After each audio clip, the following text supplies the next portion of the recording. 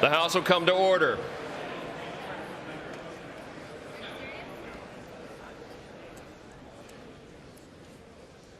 Mr. Speaker, the Vice President and the United States Senate.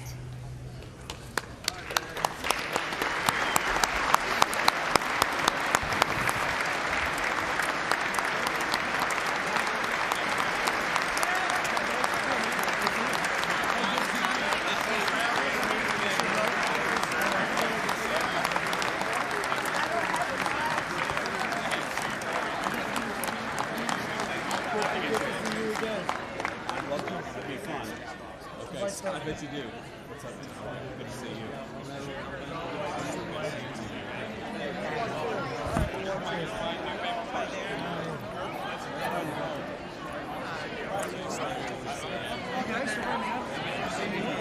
How are you?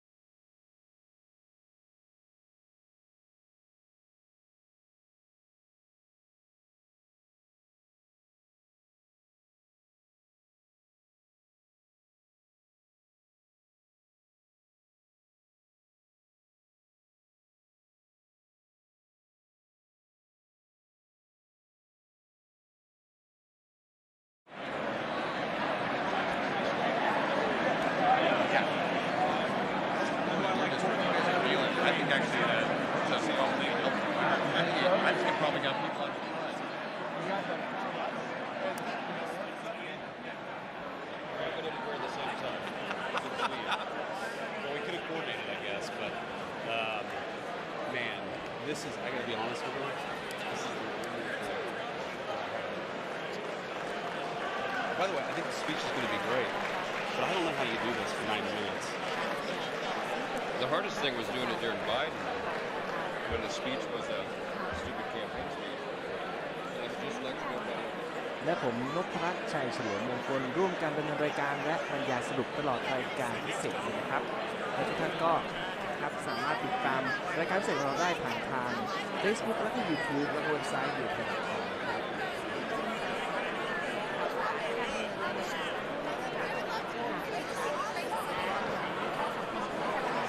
บรรยายสรุปตลอดรายการนะคะ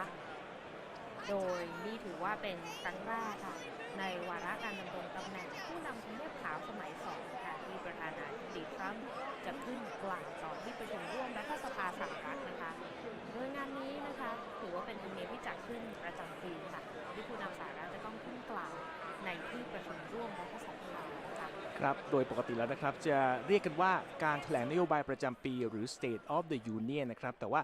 เนื่องจากนี่เป็นการขึ้นแถลงครั้งแรกต่อที่ประชุมร่วมรัฐสภาสหรัฐหลังการเข้ารับตำแหน่งผู้นำสมัย2ของประธานาธิบดีโดนัลด์ทรัมป์งานนี้จึงมีชื่อเรียกว่า Address to Joint Session of Congress ครับโดยรูปแบบนะคะจะเหมือนกับการขึ้นแถลงนโยบายประจำปีค่ะหรือ State of the Union และมีการถ่ายทอดสดในช่วงพรามไทม์ตามเวลาสหรัฐเหมือนกันเลยนะคะแต่ว่าในการแถลงในค่ำคืนวันอังคารนี้จะเรียกว่าการแถลงต่อที่ประชุมร่วมรัฐสภาสหรัฐหรือ Joint Address to Congress และงานนี้นะคะเริ่มต้นในช่วงการดำรงตำแหน่งผู้นำสหรัฐสมัยแรกของอดีตประธานาธิบดีโรนัลด์ เรแกนไปดูกำหนดการในค่ำคืนนี้นะคะว่าจะมีรายละเอียดอย่างไรบ้างคุณนพครับ ณจุดนี้นะครับก็มีการเชิญรองประธานาธิบดี J.D. Vance มาสู่ที่ด้านหน้าของห้องประชุมนะครับตามธรรมเนียมแล้วหลังจากที่ทางประธานสภาผู้แทนราษฎรสหรัฐไมค์จอห์นสันเปิดประชุมเปิดพื้นที่เพื่อให้สมาชิกของรัฐสภาเข้ามารอฟังการแถลงตั้งแต่ช่วงประมาณ 8:35 ตามเวลาที่สหรัฐนะครับ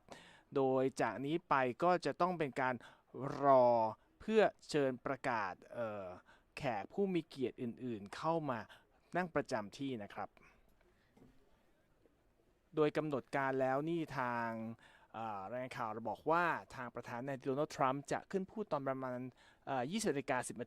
ตามเวลาในสหรัฐหรือมัน9:10 น.ตามเวลาที่ไทยนะครับกำหนดการอาจจะมีการเลื่อนออกไปบ้างนะครับเพราะว่าล่าสุดก็เห็นภาพว่าทางขบวนรถของประธานาธิบดีโดนัลด์ทรัมป์เพิ่งออกจากทำเนียบขาวมาได้สักพักหนึ่งนะครับค่ะแล้วก็บรรยากาศ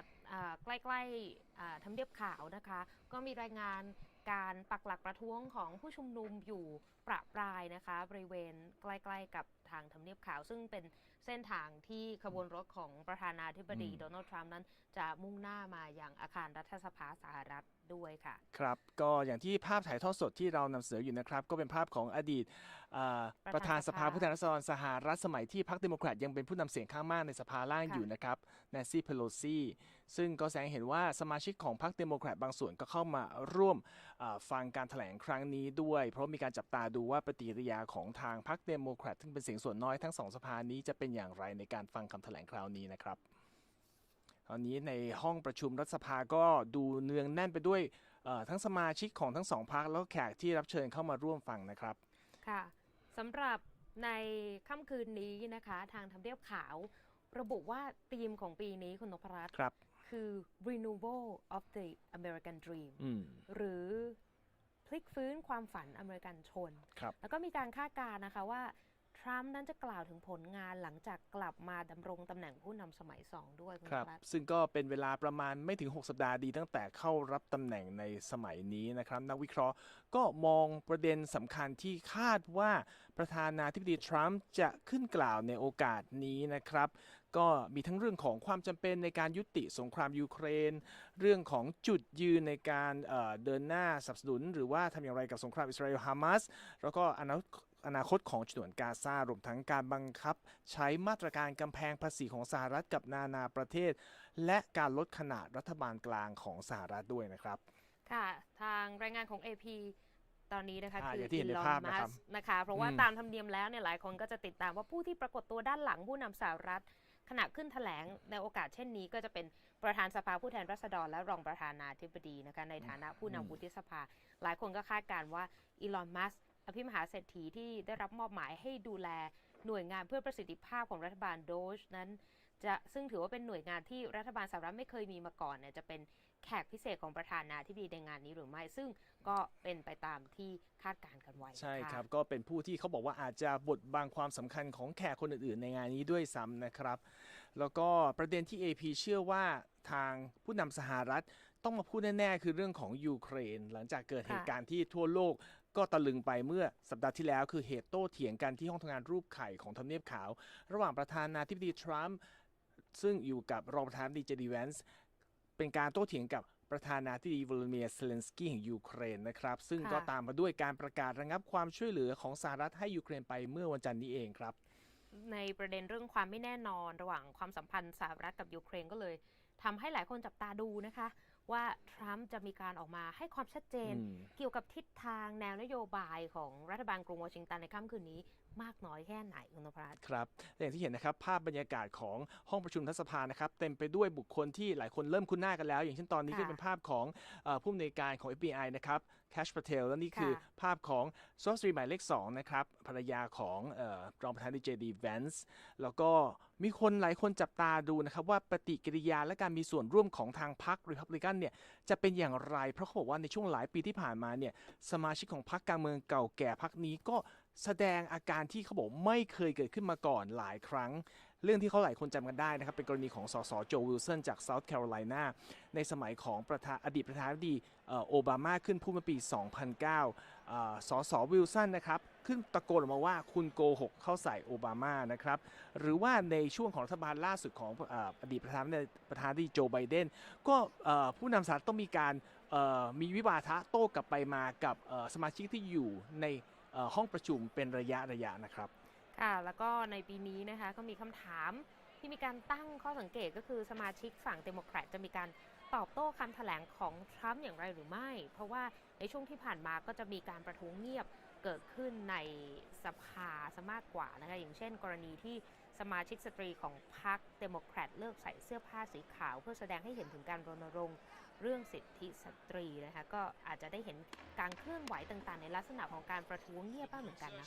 ครับแต่ว่าก็บอกว่าเนื่องจากกระแสช่วงที่ผ่านมานะครับสมาชิกและผู้สนับสนุนพรรคเดโมแครตหลายคนเนี่ยอยากจะให้สสหรือสวของตนเนี่ย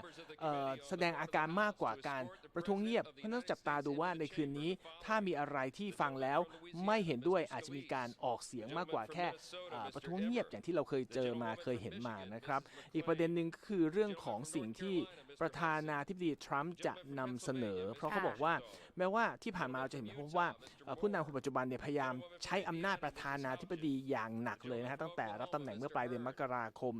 แต่ว่าหลายประเด็นเนี่ยมันต้องใช้อำนาจของสภาคองเกรสเป็นผู้ดำเนินการทาง AP ก็เลยไม่คาดหวังว่าในเวทีคืนนี้เนี่ยทรัมป์จะให้รายละเอียดอะไรมากมายเกี่ยวกับทิศทางการดำเนินนโยบายด้านนิติบัญญัตินะครับตอนนี้ก็เป็นการเรียกให้ทุกคนที่อยู่ในห้องประชุมพร้อมนะครับโดยประธานสภาผู้แทนราษฎรสหรัฐไมค์จอห์นสันนะครับ following senators as members of the committee on the part of the Senate to escort the President of the United States into the House chamber. The senator from South Dakota, Mr. Thune. The senator from Wyoming, Mr. Barrasso. The senator from Arkansas, Mr. Cotton. The senator from Oklahoma, Mr. Lankford. The senator from West Virginia, Mrs. Capito. The senator from South Carolina, Mr. Scott. The senator from New York, Mr. Schumer. The senator from Illinois, Mr. Durbin. The senator from Minnesota, Ms. Klobuchar. The senator from New Jersey, Mr. Booker. The senator from Wisconsin, Ms. Baldwin. The members of the escort committee will exit the chamber through the lobby doors.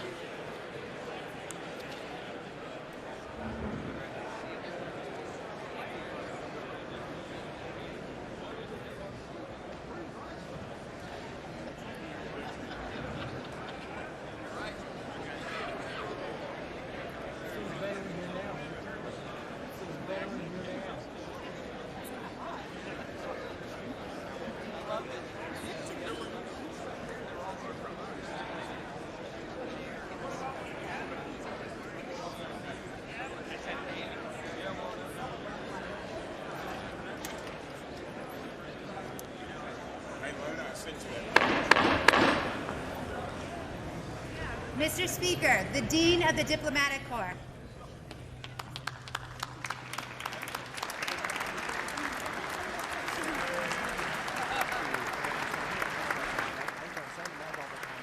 สหรัฐ JD Vance ประกาศรายชื่อผู้ที่รับเลือกให้เป็นผู้ช่วยนำพาท่านประธานาธิบดีสหรัฐโดนัลด์ทรัมป์เข้าสู่ห้องประชุมนะครับก็เป็นตัวแทนจากรัฐต่างๆของพรรคนี่เองนะครับลำดับต่อไปก็จะเป็นการเดินเข้าห้องประชุมของตัวแทนทั้งหมดที่อ่านรายชื่อไปนะครับก่อนจะเป็นท่านประธานาธิบดีที่เข้ามาสู่ห้องประชุมเพื่อทำการแถลงลำดับต่อไปครับพูดถึงสิ่งที่จะเกิดขึ้นในค่ำคืนนี้นะคะหลายคนติดตามประเด็นสุดท้ายคือเรื่องที่เป็นจะใช้คำว่าเป็นสไตล์ของประธานาธิบดีทรัมป์นะคะว่าจะมีการแถลงตามสคริปต์ที่ได้ตระเตรียมมาอย่างดีหรือไม่เพราะว่าตามธรรมเนียมปฏิบัติแล้วทุกคนก็จะทราบดีนะคะว่าผู้นำสหรัฐก็จะชอบที่จะพูดในมุมมองของประธานาธิบดีหลังจากเคยวิจารณ์เรื่องการอ่านสคริปต์ว่าน่าเบื่อนะคะดังนั้นก็เลยทำให้หลายคนจับตาว่าในค่ำคืนนี้สิ่งที่ผู้นำสหรัฐจะมีการพูดถึงเนี่ยจะมีประเด็นอะไรที่น่าสนใจกันบ้างครับแล้วการใช้เวลาจะตรงตามตารางแค่ไหนเราจะติดตามถ่ายทอดสดแล้วก็บรรยายสรุปให้ตลอดรายการนะครับ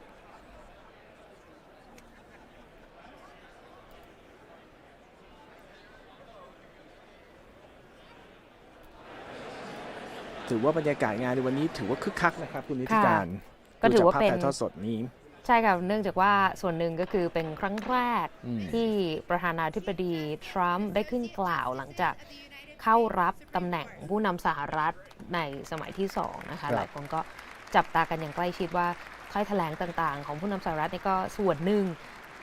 ก็คือการพูดถึงแนวนโยบายหรือว่าสิ่งที่จะเกิดขึ้นตลอดทั้งปีนี้รวมถึงอีกในระยะ4 ปีข้างหน้าด้วยเช่นกันนะคะเราจะมีการพูดถึงสิ่งที่ทำไปแล้วในช่วง6สัปดาห์ที่ผ่านมาโดยประมาณนะครับเพราะว่าเราก็ทราบกันว่ามีการลงนามในคำสั่งฝ่ายบริหารออกมามากมายจนนับไม่ทันกันเลย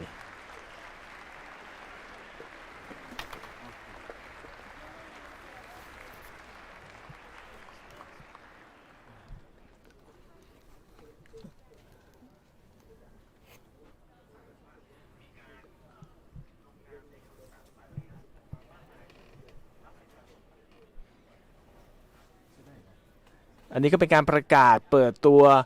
ประธานตุลาการศาลสูงและตุลาการศาลสูงที่จะเข้ามาร่วมฟังการแถลงในวันนี้นะครับ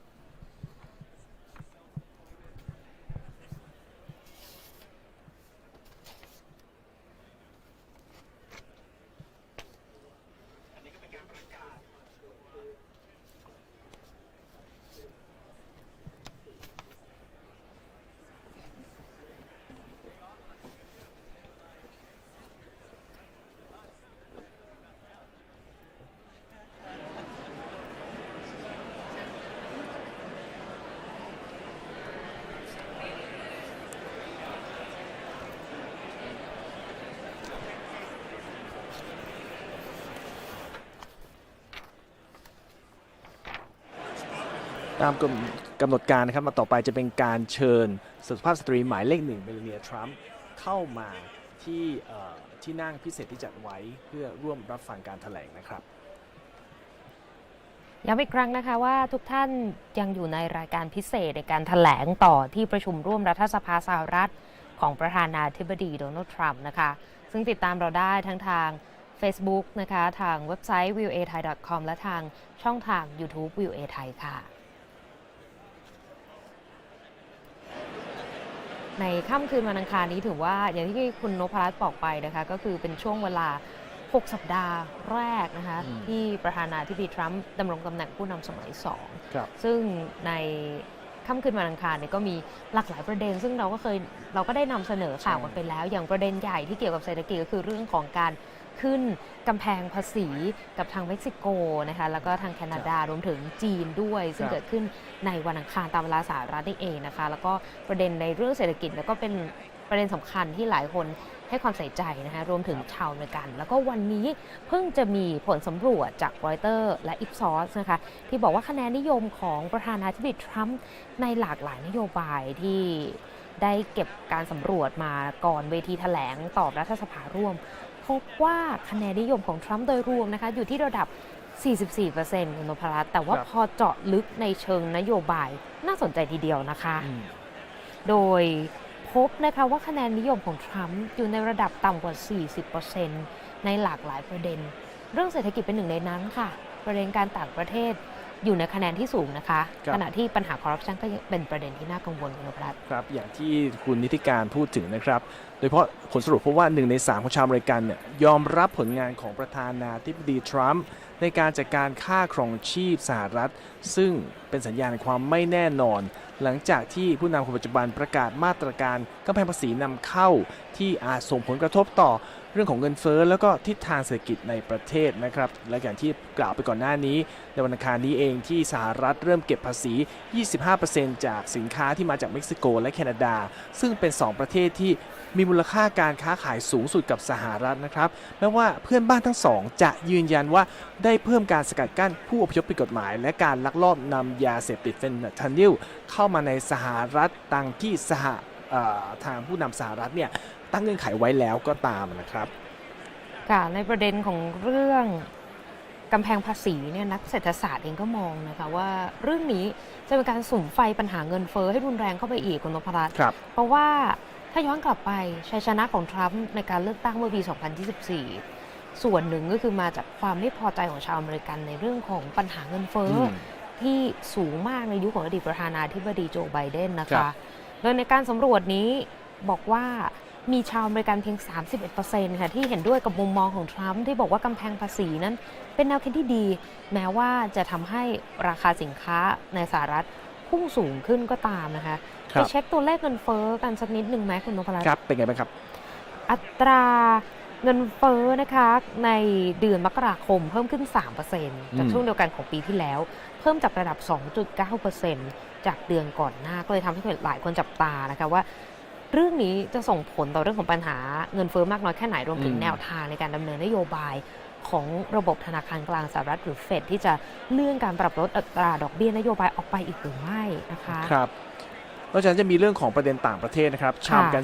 49% ยอมรับผลงานด้านนโยบายต่างประเทศของประธานาธิบดีทรัมป์แต่ก็มีความเห็นแตกต่างครับเกี่ยวกับแผนและเงื่อนไขการสนับสนุนของรัฐบาลวอชิงตันต่อยูเครนในการจัดทำข้อตกลงสินแร่หายากกับรัฐบาลกรุงเคียฟครับโดยทางทรัมป์เองก็หวังว่าจะได้ประกาศดีลดังกล่าวในการแถลงต่อ2สภาในค่ำวันอังคารนี้ตามรายงานข่าวนะครับในการสำรวจเมื่อวันอังคารนี้เองนะครับของรอยเตอร์อิฟซอสยังพบด้วยว่า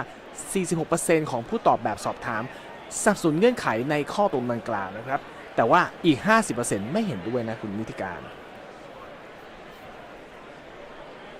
อีกเรื่องหนึ่งที่น่าสนใจก็คือเรื่องของประเด็นของการปรับโครงสร้างรัฐบาลกลางสหรัฐโดยอีลอน มัสก์นะคะโดยในการปลดพนักงานรัฐบาลกลางขนาดใหญ่ในช่วงสัปดาห์แรกๆที่ทรัมป์เข้ามาดำรงตำแหน่งในการสำรวจนี้บอกว่าชาวอเมริกัน 59% สนับสนุนแนวคิดการลดขนาดรัฐบาลกลาง 40% นะคะเห็นด้วยกับการปลดเจ้าหน้าที่และลูกจ้างรัฐออกแต่อีก 57% ไม่สนับสนุนในเรื่องนี้นะคะครับแล้วก็ในส่วนของความคิดเห็นจากผู้ตอบแบบสอบถาม 50% ซึ่งรวมถึง 20% ของผู้ตอบแบบสอบถามที่สนับสนุนพรรครีพับลิกันแล้วก็ 80% ของผู้ที่สนับสนุนพรรคเดโมแครตก็มองว่าทรัมป์ดำเนินการเกินขอบเขตกับโครงการที่นำโดยมาร์กซ์ในการลดค่าใช้จ่ายรัฐบาลเท่าที่ผ่านมาและเป็นข่าวไปอย่างต่อเนื่องนะครับตอนนี้ภาพจากห้องประชุมใหญ่รัฐสภาสหรัฐก็ได้เห็นการปรากฏตัวของสุภาพสตรีหมายเลข1เมลาเนียทรัมป์แล้วนะครับก็เป็นไปตามกำหนดการถึงแม้ว่าจะคลาดเคลื่อนจากเวลาไปบ้างนะครับ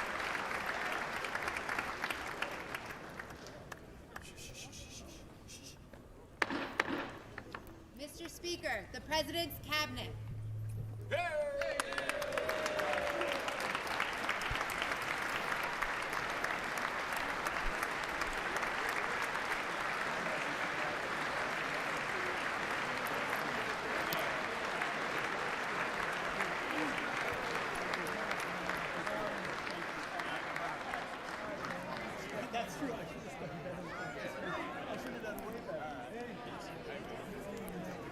ตอนนี้เป็น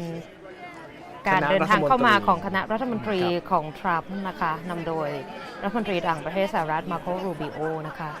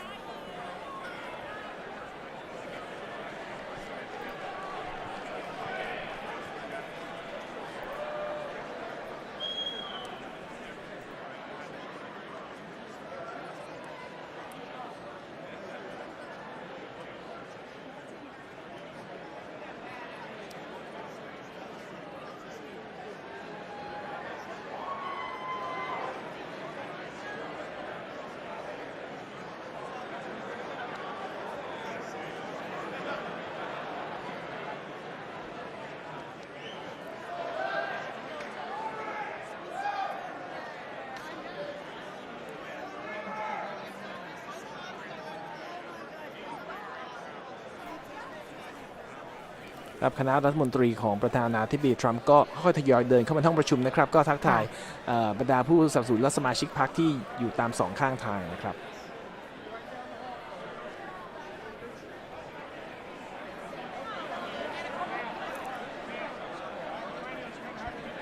ใช้เวลาสักพักนะครับกว่าทุกท่านจะเข้าประจำที่ถึงจะเป็นลำดับถัดไปเพื่อประกาศเชิญประธานาธิบดีทรัมป์เข้าสู่ห้องประชุมครับ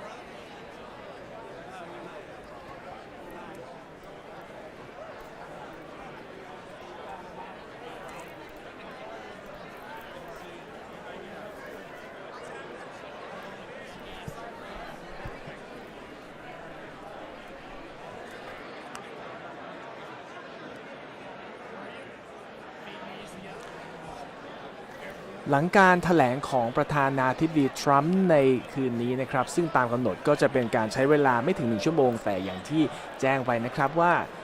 ทางทรัมป์มักจะชอบพูดสิ่งที่ตัวเองต้องการพูดออกมาแล้วก็ไม่ตรงตามสคริปต์เท่าไหร่ก็บางครั้งก็อาจจะมีการเลยเวลาไปบ้างนะครับแต่ว่าสิ่งที่ต้องรอดูคือหลังจากการแถลงแล้ววุฒิสมาชิกเอลิซาสล็อกคินจากพรรคเดโมแครตซึ่งเป็นอดีตนักวิเคราะห์จากสำนักข่าวกรองกลางสหรัฐหรือว่า CIA นะครับก็เป็นผู้รับเลือกจากทางพรรคให้ขึ้นแถลงตอบโต้หลังการขึ้นกล่าวโดยทาง AP รายงานว่าสว.สล็อตคินจะเน้นในประเด็นเศรษฐกิจหลังการประกาศมาตรการกำแพงภาษีของทรัมป์กับเม็กซิโกและแคนาดาในวันอังคารนะครับซึ่งก็สร้างความกังวลไม่น้อยเกี่ยวกับการเกิดสงครามการค้ารอบใหม่ที่จะส่งผลดันเงินเฟ้อให้พุ่งสูงและอาจทำให้การเจริญเติบโตทางเศรษฐกิจของอเมริกาชะงักงันได้นะครับค่ะซึ่งเราก็จะมีรายงานสรุปบรรยากาศทั้งหมดออกมาด้วยนะคะก็ไปสามารถติดตามได้ในเว็บไซต์ voathai.com นะคะแล้วก็สื่อสังคมออนไลน์ทุกช่องทางของ VOA ไทยค่ะครับวนมาเรื่อยๆนะครับอีกไม่กี่นาทีก็น่าจะมาถึงการเข้ามาถึงห้องประชุมใหญ่ของอาคารรัฐสภาสหรัฐของประธานาธิบดีทรัมป์แล้วนะครับค่ะตามกำหนดการล่าสุดนี้ก็คือเวลา 21:10 นาทีตามเวลาสหรัฐซึ่งเป็นเวลาที่ควรจะขึ้นกล่าวนะครับตอนนี้ก็คือ 20:09 นาที 8 นาทีแล้วอีกสักพักนะฮะ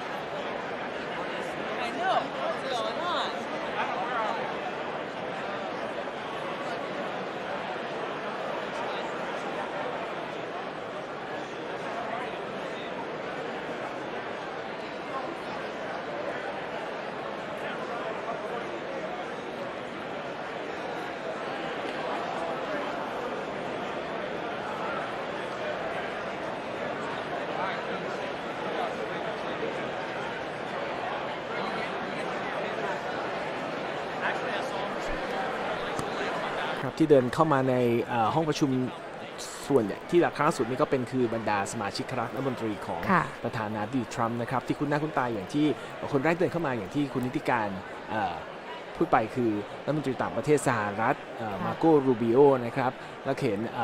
รัฐมนตรีกลาโหมสหรัฐนะคะพีเท็กเซตนะคะแล้วก็มีรัฐมนตรีกระทรวงความมั่นคงมาตุภูมิคริสติโนมนะครับแล้วก็ผู้ในการสำนักงานข่าวกรองซูซี่กบาดนะครับก็ทุกคนก็กำลังใช้เวลาในการทักทายเพื่อนสมาชิกในพรรคกันอยู่นะครับระหว่างรอการมาถึงของประธานาธิบดีโดนัลด์ทรัมป์ทางฝั่งของพรรคเดโมแครตเราก็เห็นกันแล้วว่ามากันหลายคนตั้งแต่อดีตประธานสภาแนนซี่เพโลซีในชุดชมพูสดใสนะครับยังจำได้นะครับเมื่อหลายปีก่อนเมื่อครั้งที่ตอนที่เป็นประธานาธิบดีโดนัลด์ทรัมป์สมัยแรกขึ้นกล่าว State of the Union จบแล้วทางสสแนนซี่เพโลซีฉีกสคริปต์ซึ่งเป็นประเด็นที่ทำให้เป็นข่าวใหญ่หลังจากการแถลงข่าวนั้นไปนะครับค่ะส่วนในปีนี้ที่เมื่อสักครู่เราก็ได้รายงานกันว่าจะมีการประท้วงใดๆเกิดขึ้นในสภาหรือไม่นะคะเมื่อสักครู่ก็มีบรรยากาศของบรรดาสสนะคะของพรรคเดโมแครตสวมชุดสีชมพูคุณนภาบางชุดก็คือเป็นสูทสีชมพูแล้วมีการเขียนต่างๆนะคะซึ่งเมื่อครู่ดิฉันก็ค้นหาข้อมูลในอ้างอิงจากไทม์นะคะเขาบอกว่าเป็นการประท้วงของฝั่งเดโมแครตในปีนี้นั่นเองเขาบอกว่าสีชมพูเนี่ยเปรียบเหมือนกับการออกมาเคลื่อนไหวออกมาประท้วงนั่นเองก็จะได้เห็นบรรยากาศเมื่อสักครู่ถ้าใครได้ติดตามนะคะครับตามที่เราเล่าไปก่อนหน้านี้ว่าที่ในอดีตทางพรรคเดโมแครตก็จะใช้วิธีการประท้วงเงียบส่วนหนึ่งซึ่งจะไม่เหมือนกับทางสมาชิกของพรรครีพับลิกันในช่วงเรียกว่า10 กว่าปีที่ผ่านมาที่ถ้ามีประเด็นไหนไม่พอใจหรืออยากแสดงออกก็มีการตะโกนออกมาในจากพื้นห้องที่ประชุมเลยก็เป็นลักษณะการมีปฏิกิริยาโต้ตอบที่แตกต่างกันไปแต่ทุกอย่างก็เปลี่ยนไปได้ในยุคนี้นะครับที่อย่างที่บอกไปว่าประชาชนของทั้งสองพรรคก็มีส่วนที่เริ่มไม่พอใจกับนโยบายต่างๆที่ทางรัฐบาลชุดปัจจุบันดำเนินมาแล้วก็มีการบอกให้ตัวแทนของพรรคเดโมแครตซึ่งมักจะใช้บทเงียบในการประท้วงเนี่ยออกมีปากมีเสียงบ้างนะครับอันนี้น่าจะใกล้เวลามาถึงของประธานาธิบดีทรัมป์แล้วนะครับ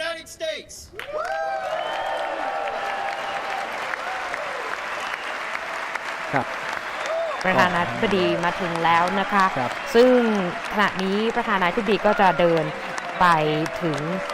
จุดที่จะขึ้นแถลงต่อที่ประชุมร่วมรัฐสภาสหรัฐนะคะซึ่งในระหว่างนี้นะคะเราก็จะมีการบรรยายสรุปถ้อยแถลงของผู้นำสหรัฐนะคะที่ช่องแสดงความคิดเห็นแบบเรียลไทม์นะคะทั้งทาง Facebook ทาง YouTube ด้วยนะคะตลอดการแถลงของประธานาธิบดีในค่ำคืนนี้นะคะและหลังจากนั้นเราก็จะมีการสรุปประเด็นนะคะหลังจากการขึ้นแถลงสั้นๆแล้วก็จะมีรายงานออกมา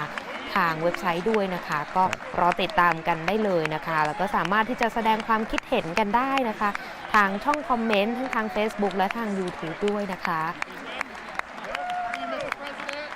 ขณะนี้ประธานาธิบดีก็ทักทายนะคะ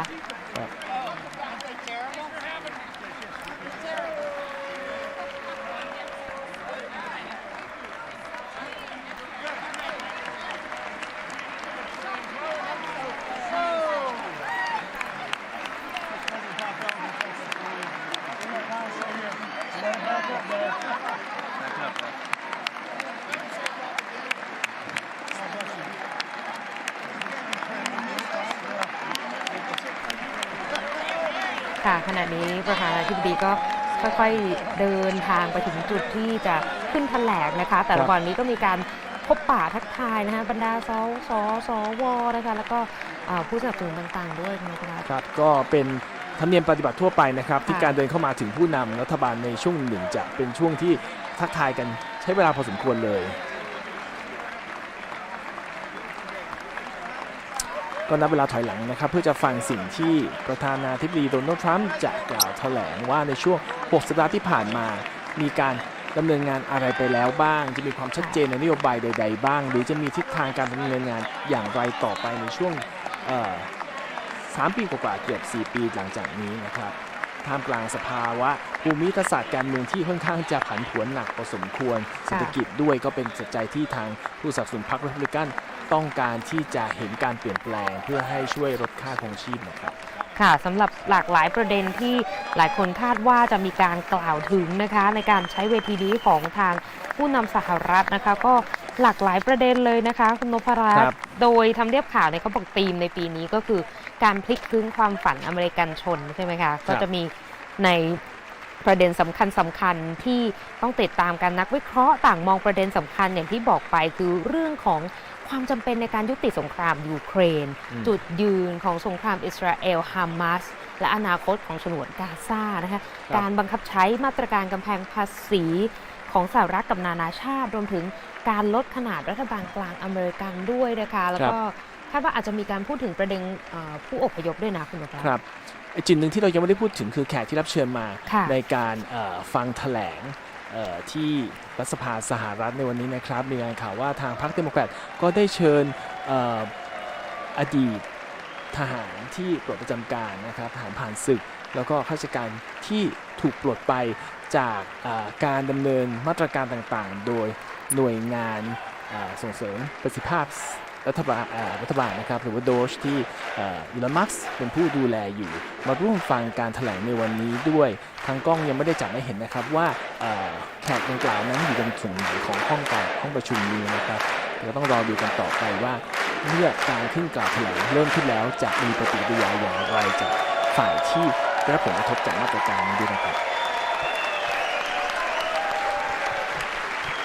ขณะนี้ผู้นำสหรัฐกำลังเตรียมที่จะขึ้นแถลงกันที่เรียบร้อยแล้วนะคะเราจะบรรยายสรุปถ้อยแถลงแบบเรียลไทม์ทาง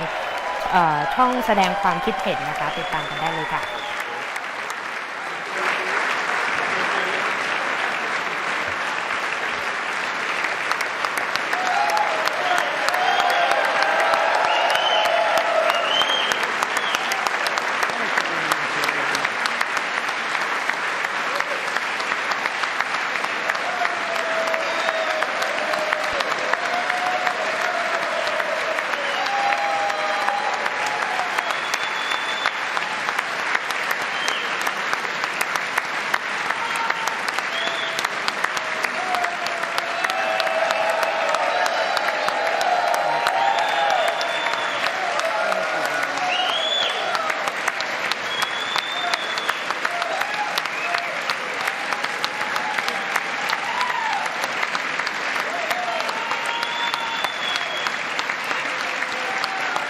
Thank you.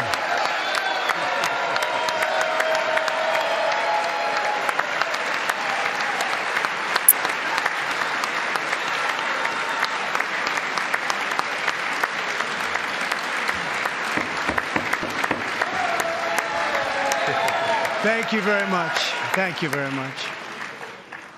It's a great honor. Thank you very much. Speaker Johnson, Vice President Vance, the First Lady of the United States,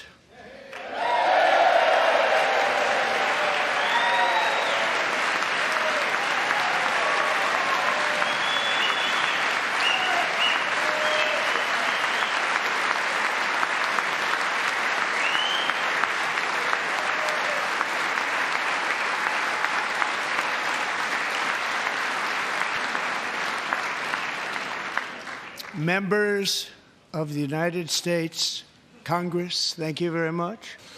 And to my fellow citizens, America is back.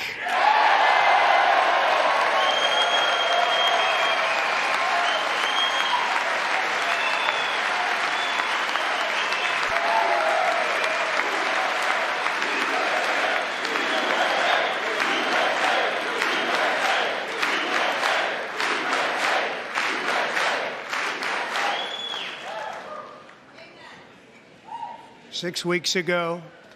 I stood beneath the dome of this Capitol and proclaimed the dawn of the golden age of America.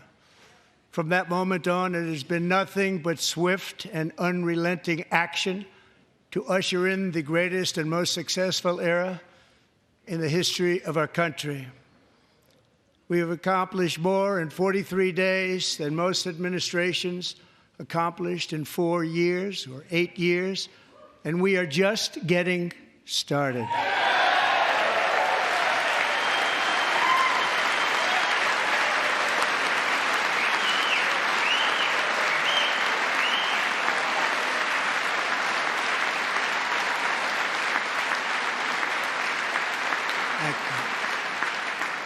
I return to this chamber tonight to report that America's momentum is back, our spirit is back, our pride is back, our confidence is back, and the American dream is surging bigger and better than ever before.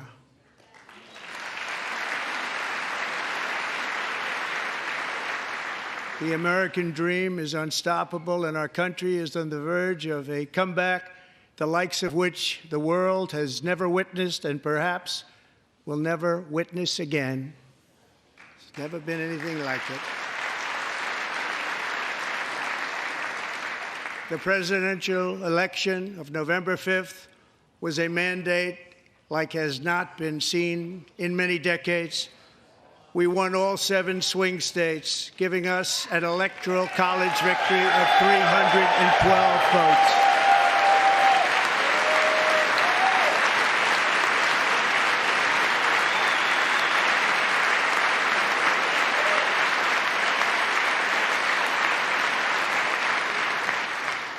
We won the popular vote by big numbers and won counties in our country.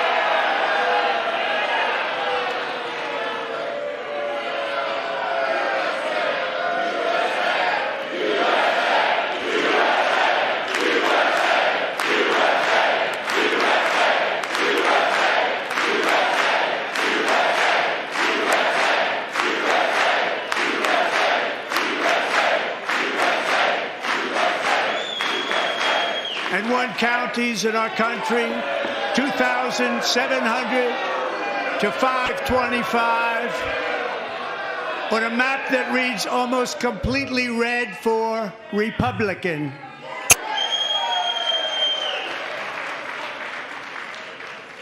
Now, for the first time in modern history, more Americans believe that our country is headed in the right direction than the wrong direction. In fact, it's an astonishing record, 27-point swing, the most ever.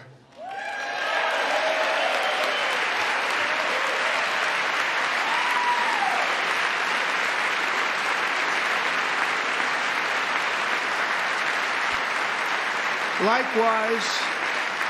small business optimism saw its single largest one-month gain ever recorded, a 41-point jump.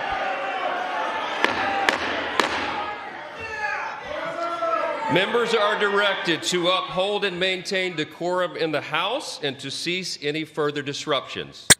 That's your warning.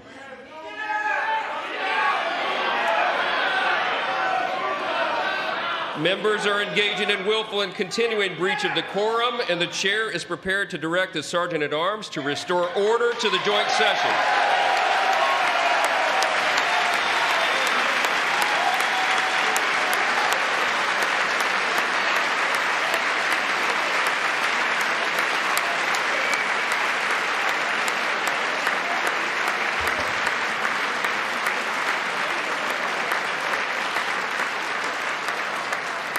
Mr. Green, take your seat. Take your seat, sir. Take your seat. Finding that members continue to engage in willful and concerted disruption of proper decorum, the chair now directs the Sergeant-at-Arms to restore order. Remove this gentleman from the chamber.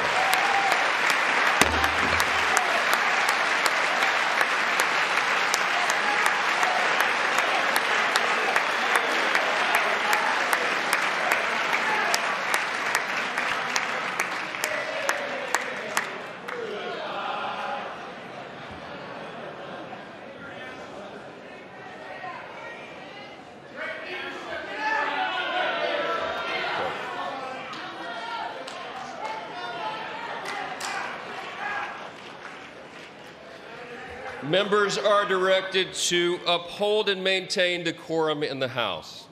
Mr. President, you continue. Thank you. Over the past 6 weeks, I have signed nearly 100 executive orders and taken more than 400 executive actions, a record to restore common sense, safety, optimism, and wealth all across our wonderful land. The people elected me to do the job, and I'm doing it.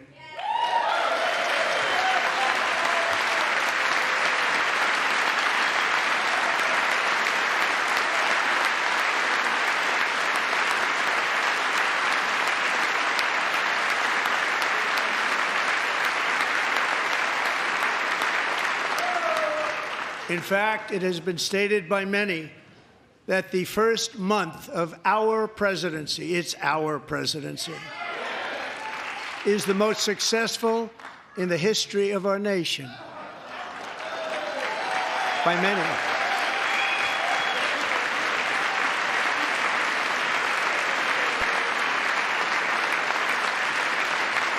And what makes it even more impressive is that, do you know who number 2 is? George Washington. How about that? How about it? I don't know about that list, but we'll take it. Within hours of taking the oath of office, I declared a national emergency on our southern border, and I deployed the U.S. military and Border Patrol to repel the invasion of our country. And what a job they've done. As a result, illegal border crossings last month were by far the lowest ever recorded, ever.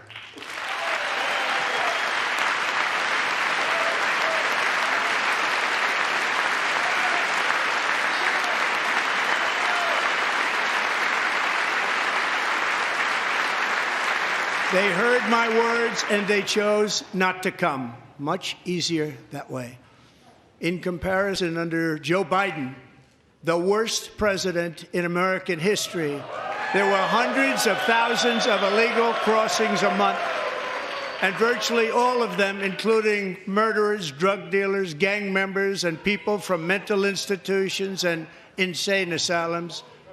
were released into our country. Who would want to do that? This is my 5th such speech to Congress. And once again, I look at the Democrats in front of me, and I realize there is absolutely nothing I can say to make them happy or to make them stand or smile or applaud. Nothing I can do. I could find a cure to the most devastating disease, a disease that would wipe out entire nations, or announce the answers to the greatest economy in history,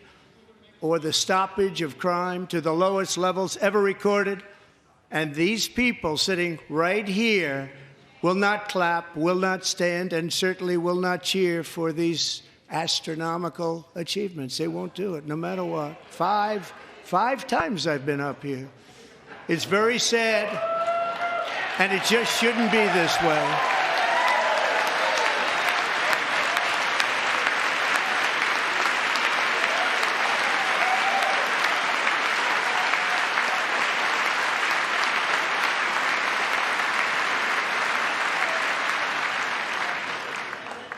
So Democrats sitting before me, for just this one night, why not join us in celebrating so many incredible wins for America? For the good of our nation, let's work together and let's truly make America great again.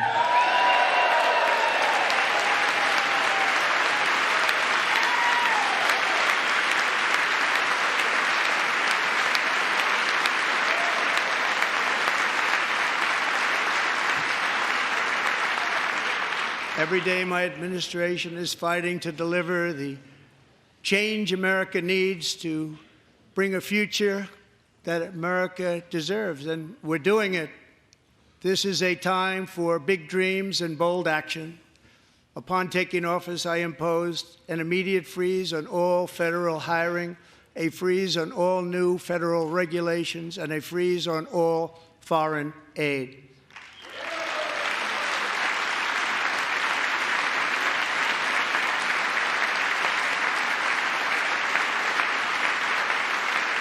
I terminated the ridiculous Green New Scam.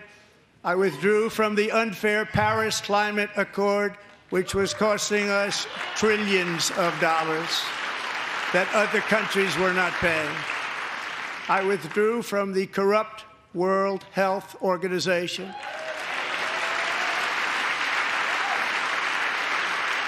And I also withdrew from the anti-American UN Human Rights Council.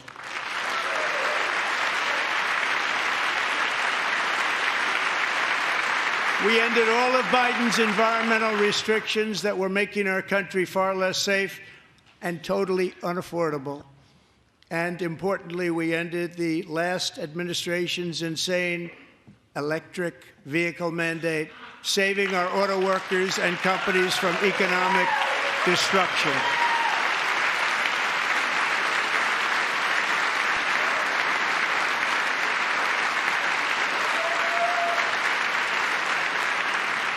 To unshackle our economy, I have directed that for every one new regulation, 10 old regulations must be eliminated, just like I did in my very successful first term.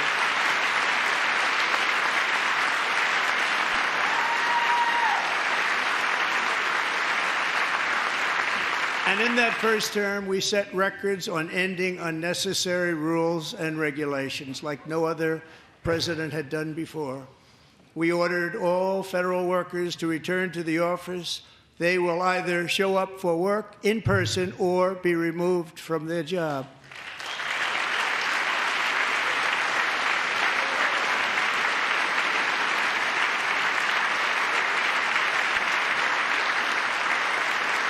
And we have ended weaponized government where, as an example, a sitting president is allowed to viciously prosecute his political opponent, like me. How did that work out? Not too good. Not too good.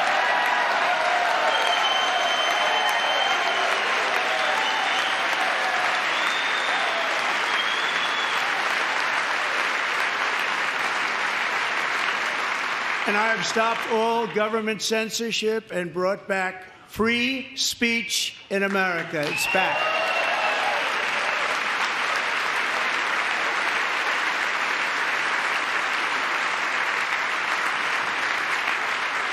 And 2 days ago, I signed an order making English the official language of the United States of America.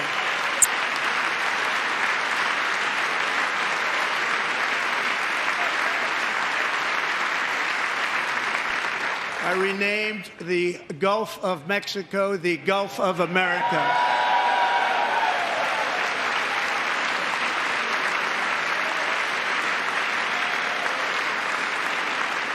And likewise, I renamed, for a great president, William McKinley, Mount McKinley again. Beautiful Alaska. We love Alaska. We've ended the tyranny of so-called diversity, equity, and inclusion policies all across the entire federal government and indeed the private sector and our military. And our country will be woke no longer.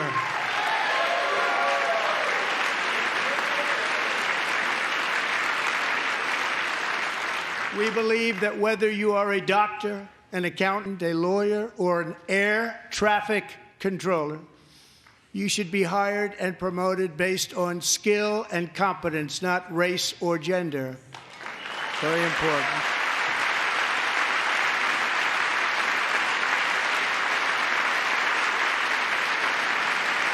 You should be hired based on merit. And the Supreme Court, in a brave and very powerful decision, has allowed us to do so. Thank you. Thank you very much. Thank you. We have removed the poison of critical race theory from our public schools, and I signed an order making it the official policy of the United States government that there are only two genders, male and female.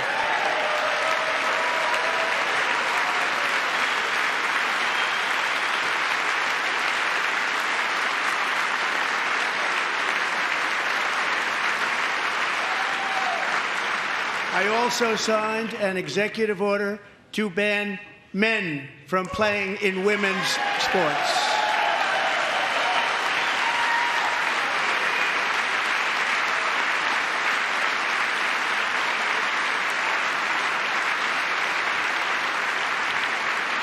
Three years ago, Peyton McNabb was an all-star high school athlete, one of the best, preparing for a future in college sports. But when her girls' volleyball match was invaded by a male, he smashed the ball so hard in Peyton's face, causing traumatic brain injury, partially paralyzing her right side and ending her athletic career. It was a shot like she's never seen before. She's never seen anything like it. Peyton is here tonight in the gallery, and Peyton, from now on, schools will kick the men off the girls' team, or they will lose all federal funding.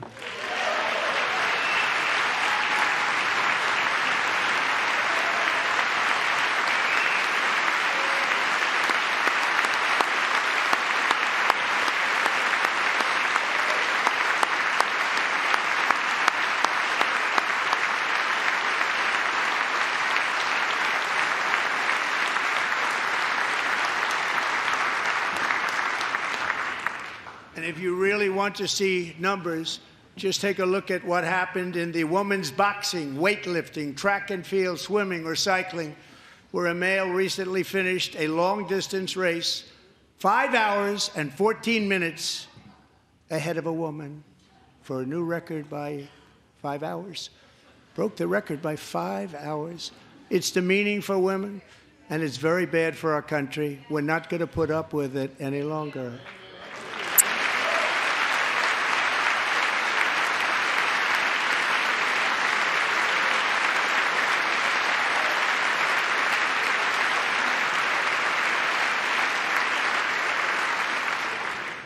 What I have just described is only a small fraction of the common sense revolution that is now, because of us, sweeping the entire world.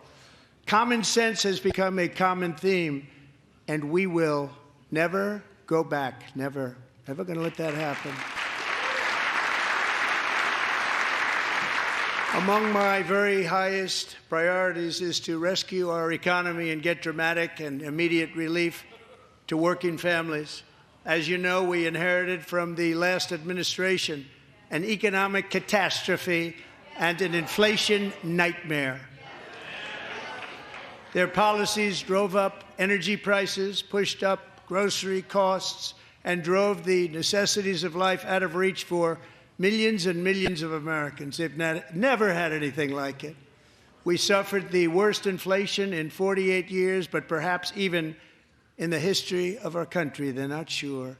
As president, I'm fighting every day to reverse this damage and make America affordable again.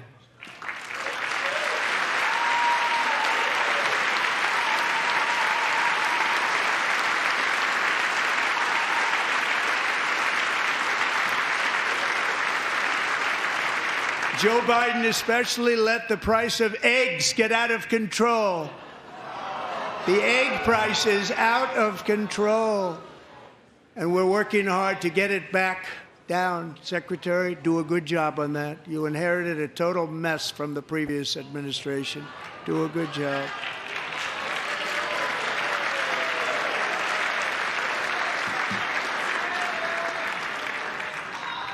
A major focus of our fight to defeat inflation is rapidly reducing the cost of energy.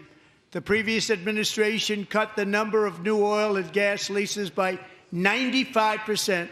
slowed pipeline construction to a halt, and closed more than 100 power plants. We are opening up many of those power plants right now.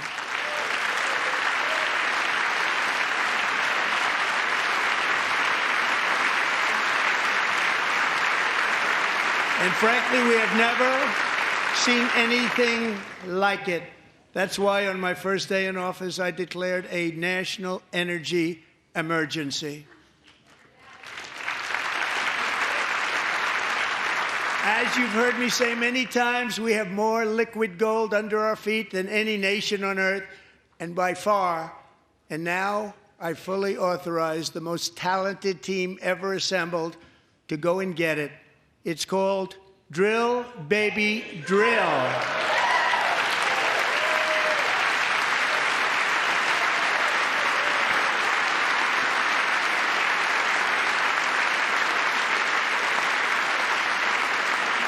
My administration is also working on a gigantic natural gas pipeline in Alaska, among the largest in the world, where Japan, South Korea, and other nations want to be our partner with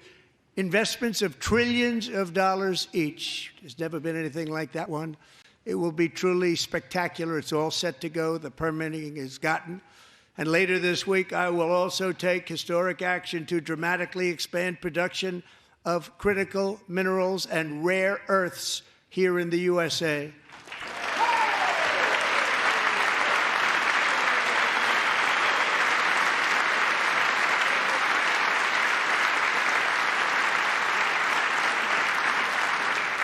To further combat inflation, we will not only be reducing the cost of energy, but will be ending the flagrant waste of taxpayer dollars.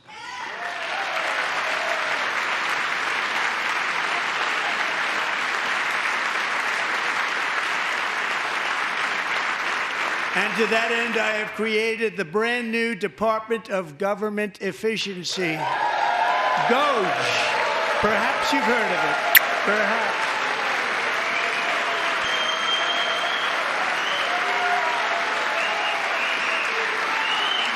Which is headed by Elon Musk, who is in the gallery tonight.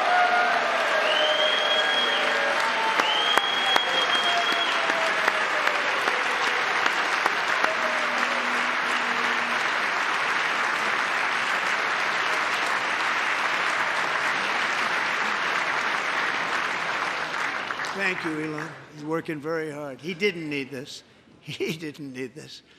Thank you very much. We appreciate it. Everybody here, even this side, appreciates it, I believe. They just don't want to admit that. Just listen to some of the appalling waste we have already identified. $22 billion from HHS to provide free housing and cars for illegal aliens. $45 million for diversity, equity, and inclusion scholarships in Burma. $40 million to improve the social and economic inclusion of sedentary migrants. Nobody knows what that is.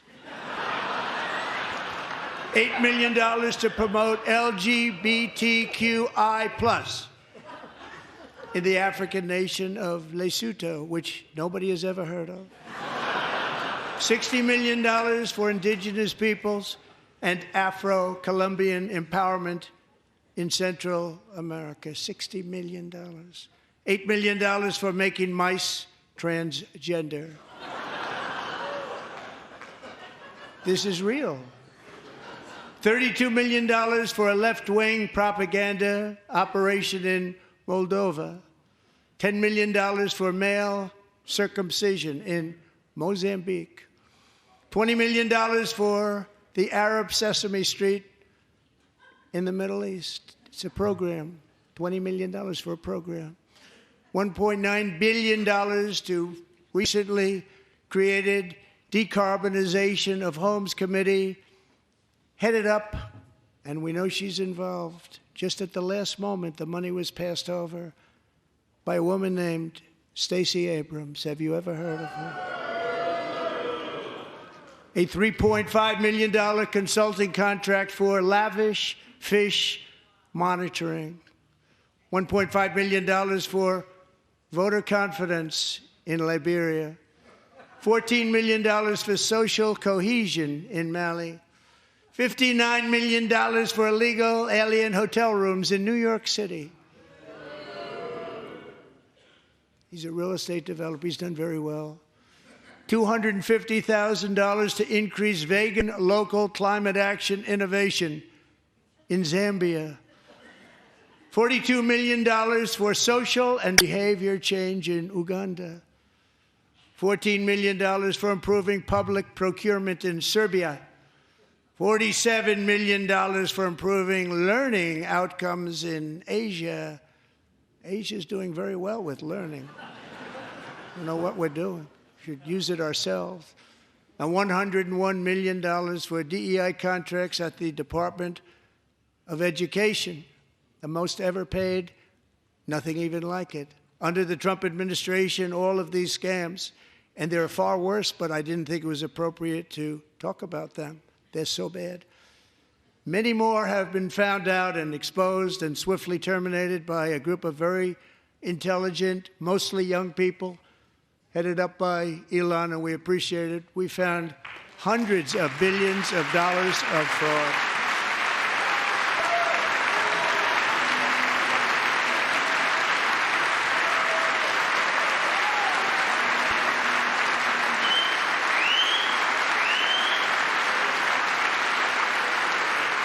And we've taken back the money and reduced our debt to fight inflation and other things. Taken back a lot of that money. We got it just in time. This is just the beginning. The Government Accountability Office, a federal government office, has estimated annual fraud of over $500 billion in our nation, and we are working very hard to stop it. We're going to. We're also identifying shocking levels of incompetence and probable fraud in the Social Security program for our seniors, and that our seniors and people that we love rely on. Believe it or not, government databases list 4.7 million Social Security members from people aged 100 to 109 years old. It lists 3.6 million people from ages 110 to 119. I don't know any of them. I know some people that are rather elderly, but not quite that elderly. 3.47 million people from ages 120 to 129. 3.9 million people from ages 130 to 139. 3.5 million people from ages 140 to 149. And money is being paid to many of them, and we're searching right now. In fact, Pam, good luck. Good luck. You're going to find it. But a lot of money is paid out to people because it just keeps getting paid, and nobody does, and it really hurts Social Security and hurts our country. 1.3 million people from ages 150 to 159, and over 130,000 people, according to the Social Security databases, are age over 160 years old. We have a healthier country than I thought, Bobby.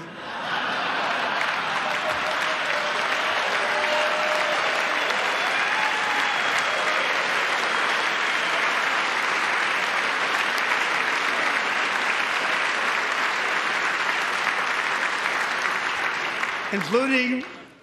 to finish, 1,039 people between the ages of 220 and 229, one person between the age of 240 and 249, and one person is listed at 360 years of age. More than 100 years, more than 100 years older than our country. But we're going to find out where that money's going, and it's not going to be pretty. By slashing all of the fraud, waste, and theft we can find,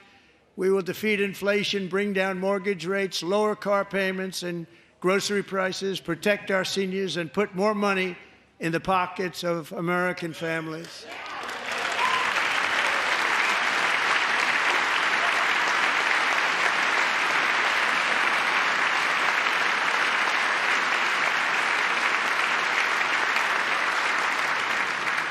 And today, interest rates took a beautiful drop, big, beautiful drop. It's about time. And in the near future, I want to do what has not been done in 24 years, balance the federal budget. We're going to balance it.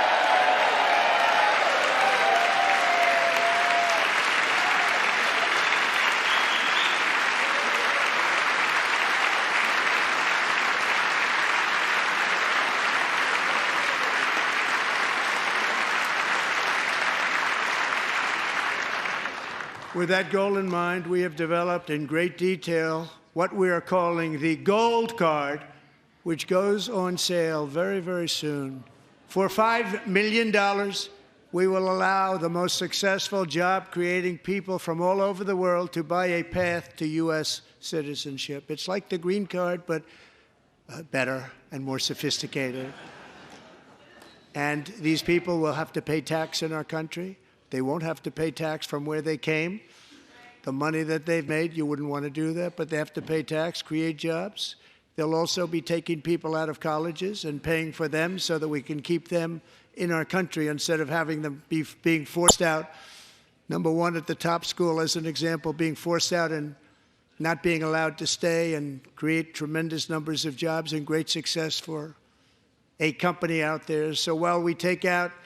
the criminals, killers, traffickers, and child predators who are allowed to enter our country under the open border policy of these people, the Democrats, the Biden administration, the open border insane policies that you've allowed to destroy our country,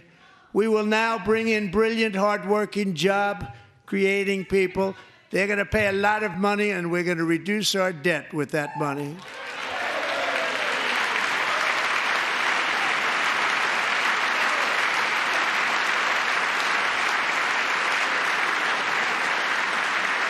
Americans have given us a mandate for bold and profound change. For nearly 100 years, the federal bureaucracy has grown until it has crushed our freedoms, ballooned our deficits, and held back America's potential in every possible way. The nation founded by pioneers and risk-takers now drowns under millions and millions of pages of regulations and debt. Approvals that should take 10 days to get instead take 10 years, 15 years, and even 20 years before you're rejected. Meanwhile, we have hundreds of thousands of federal workers who have not been showing up to work. My administration will reclaim power from this unaccountable bureaucracy, and we will restore true democracy to America again.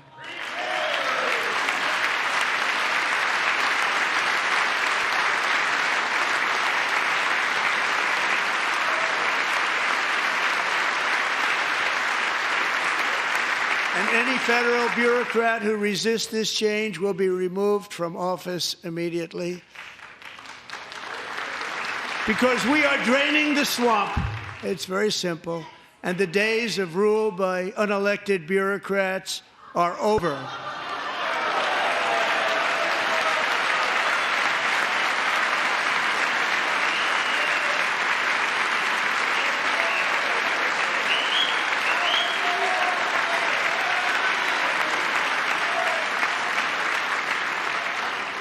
And the next phase of our plan to deliver the greatest economy in history is for this Congress to pass tax cuts for everybody. They're in there. They're waiting for you to vote. And I'm sure that the people on my right, I don't mean the Republican right, but my right here, I'm sure you're going to vote for those tax cuts, because otherwise I don't believe the people will ever vote you into office. So I'm doing you a big favor by telling you that. But I know this group is going to be voting for the tax.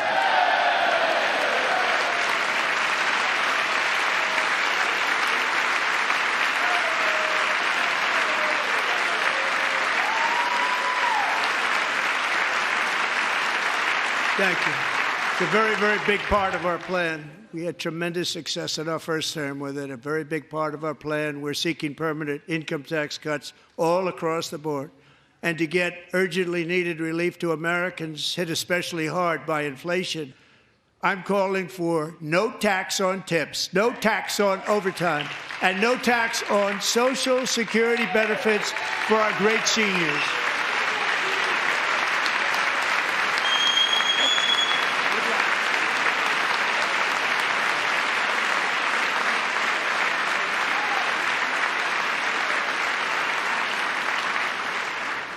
And I also want to make interest payments on car loans tax deductible, but only if the car is made in America.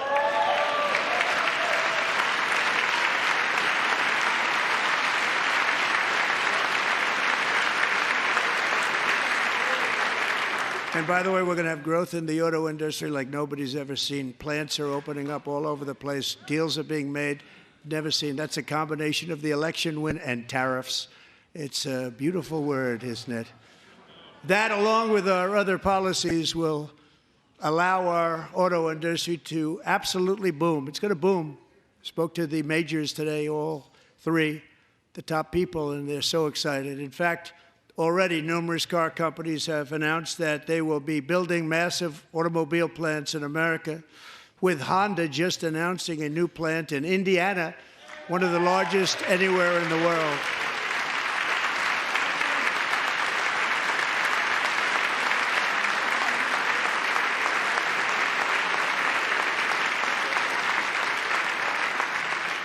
And this has taken place since our great victory on November 5th, a date which will hopefully go down as one of the most important in the history of our country.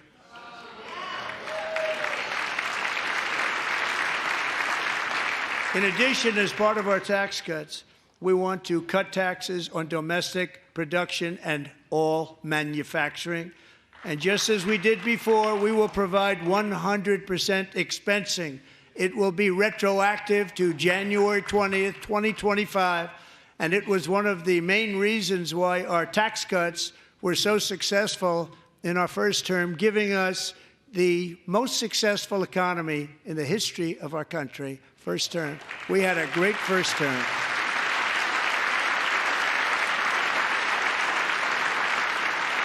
If you don't make your product in America, however, under the Trump administration, you will pay a tariff, and in some cases, a rather large one. Other countries have used tariffs against us for decades, and now it's our turn to start using them against those other countries. On average, the European Union, China, Brazil, India, Mexico, and Canada, have you heard of them? And countless other nations charge us tremendously higher tariffs than we charge them. It's very unfair. India charges us auto tariffs higher than 100%. China's average tariff on our products is twice what we charge them. And South Korea's average tariff is 4 times higher. Think of that, 4 times higher. And we give so much help militarily and in so many other ways to South Korea, but that's what happens. This is happening by friend and foe. This system is not fair to the United States and never was, and so on April 2nd, I wanted to make it April 1st, but I didn't want to be accused of April Fool's Day. That's not, just one day was cost us a lot of money. But we're going to do it in April. I'm a very superstitious person. April 2nd, reciprocal tariffs kick in. And whatever they tariff us, other countries, we will tariff them. That's reciprocal, back and forth. Whatever they tax us, we will tax them. If they do non-monetary tariffs to keep us out of their market, then we will do non-monetary barriers to keep them out of our market. There's a lot of that, too. They don't even allow us in their market. We will take in trillions and trillions of dollars and create jobs like we have never seen before. I did it with China, and I did it with others, and the Biden administration couldn't do anything about it because there was so much money they couldn't do anything about it. We have been ripped off for decades by nearly every country on earth, and we will not let that happen any longer.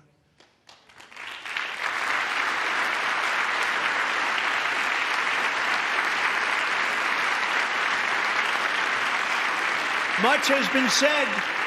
over the last 3 months about Mexico and Canada, but we have very large deficits with both of them. But even more importantly, they've allowed fentanyl to come into our country at levels never seen before, killing hundreds of thousands of our citizens and many very young, beautiful people, destroying families. Nobody's ever seen anything like it. They are, in effect, receiving subsidies of hundreds of billions of dollars. We pay subsidies to Canada and to Mexico of hundreds of billions of dollars, and the United States will not be doing that any longer. We're not going to do it any longer.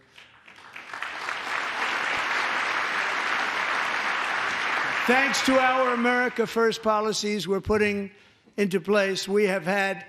$1.7 trillion of new investment in America in just the past few weeks. The combination of the election and our economic policies that people of SoftBank, one of the most brilliant anywhere in the world, announced a $200 billion investment. OpenAI and Oracle,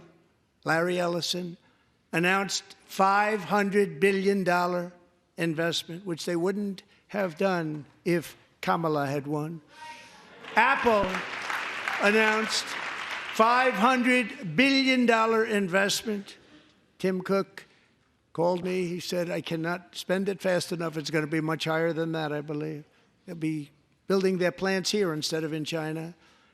And just yesterday, Taiwan Semiconductor, the biggest in the world, most powerful in the world, has a tremendous amount, 97% of the market, announced a $165 billion investment to build the most powerful chips on earth right here in the USA.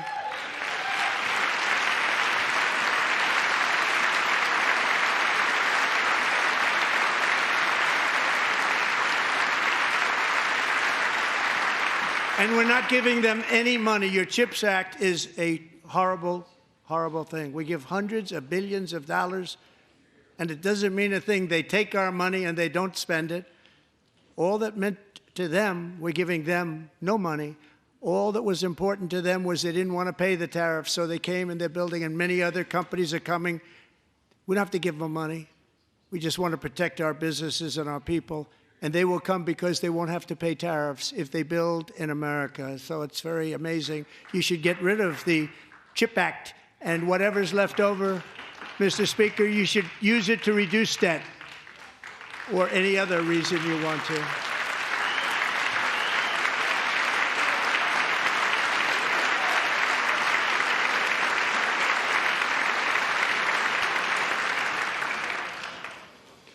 Our new trade policy will also be great for the American farmer. I love the farmer. Who will now be selling into our home market, the USA, because nobody is going to be able to compete with you. Because there's goods that come in from other countries and companies, they're really in a bad position in so many different ways. They're uninspected. They may be very dirty and disgusting, and they come in and they pour in, and they hurt our American farmers. The tariffs will go on agricultural product coming into America, and our farmers, starting on April 2nd, it may be a little bit of an adjustment period. We had that before when I made the deal with China, $50 billion of purchases, and I said, just bear with me, and they did. They did. Probably have to bear with me again, and this will be even better. That was great. The problem with it was that Biden didn't enforce it. He didn't enforce it. $50 billion of purchases, and we were doing great, but Biden did not enforce it, and it hurt our farmers. But our farmers are going to have a field day right now. So to our farmers, have a lot of fun. I love you too. I love you too. It's all going to happen.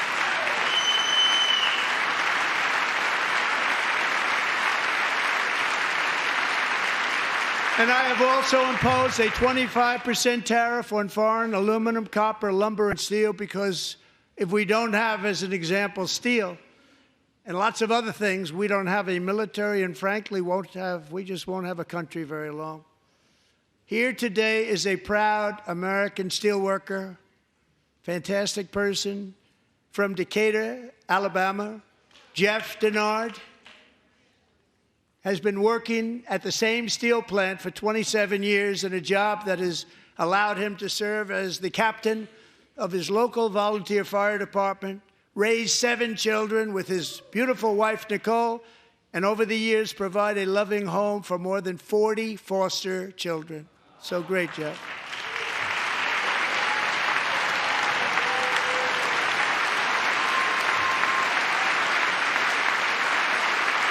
Thank you, Jeff. Thank you, Jeff.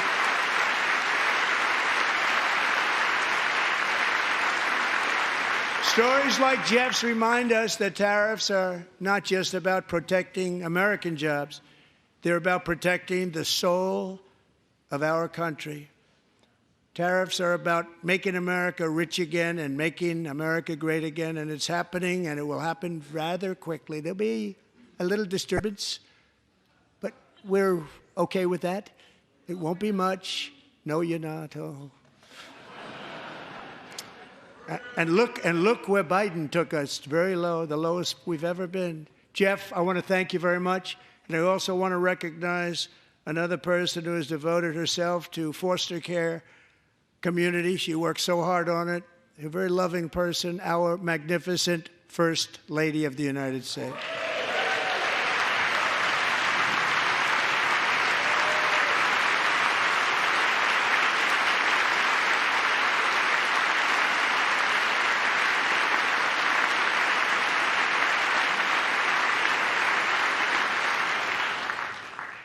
Melania's work has yielded incredible results, helping prepare our nation's future leaders as they enter the workforce.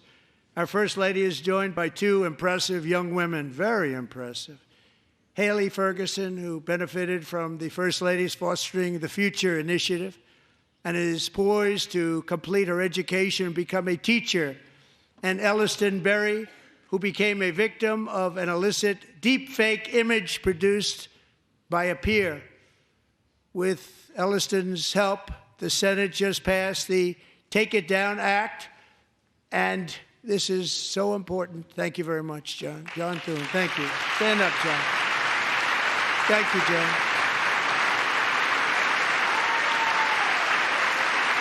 Thank you all very much.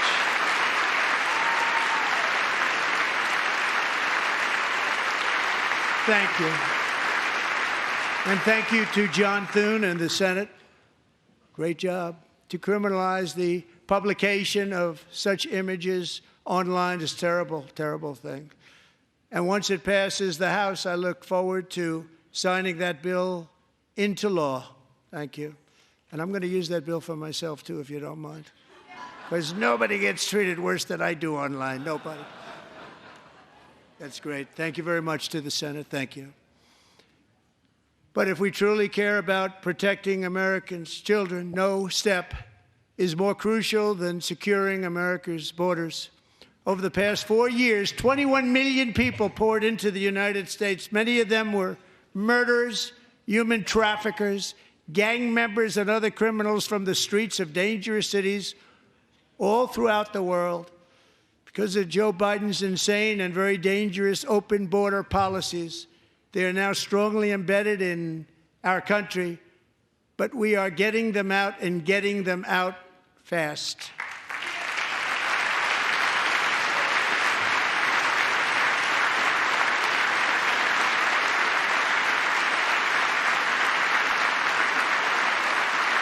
And I want to thank Tom Homan and Christy. I want to thank you and Paul of Border Patrol. I want to thank you. What a job they've all done. Everybody, Border Patrol, ICE, law enforcement in general is incredible. We have to take care of our law enforcement. Have to.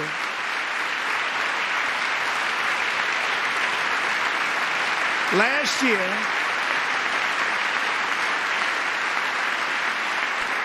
a brilliant 22-year-old nursing student named Laken Riley, the best in her class, admired by everybody, went out for a jog on the campus of the University of Georgia. That morning, Laken was viciously attacked, assaulted, beaten, brutalized, and horrifically murdered. Laken was stolen from us by a savage illegal alien gang member who was arrested while trespassing across Biden's open southern border and then set loose into the United States under the heartless policies of that failed administration. It was indeed a failed administration. He had then been arrested and released in a Democrat-run sanctuary city, a disaster, before ending the life of this beautiful young angel. With us this evening are Laken's beloved mother, Allison, and her sister, Lauren.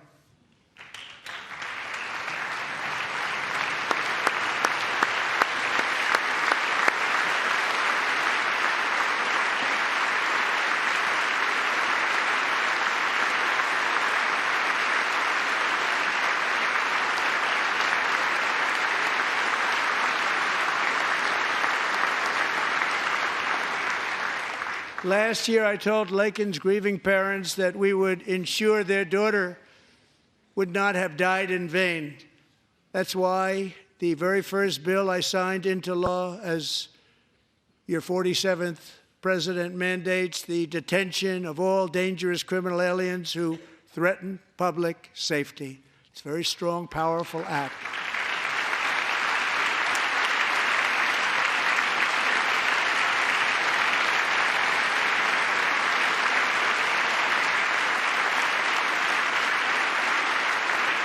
It's called the Lakin-Riley Act. So Allison and Lauren, America will never, ever forget our beautiful Lakin Hope Riley.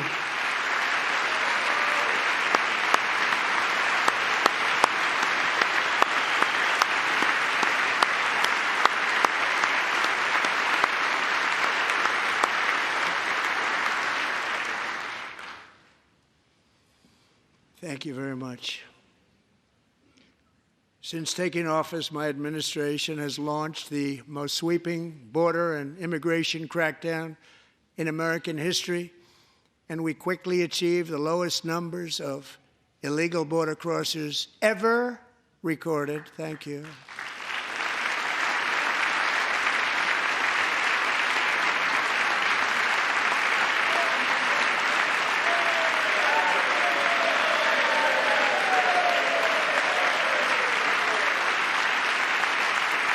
The media and our friends in the Democrat Party kept saying we needed new legislation, we must have legislation to secure the border. But it turned out that all we really needed was a new president.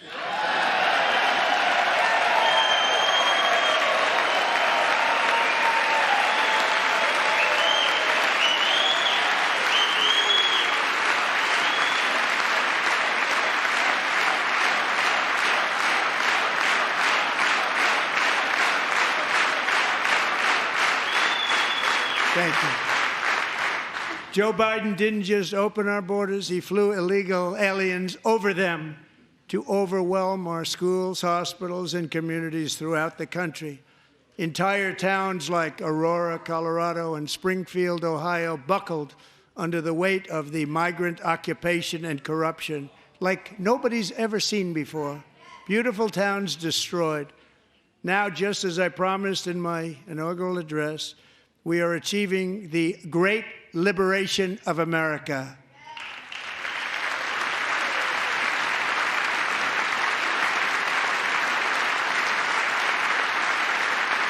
But there still is much work to be done. Here tonight is a woman I have gotten to know,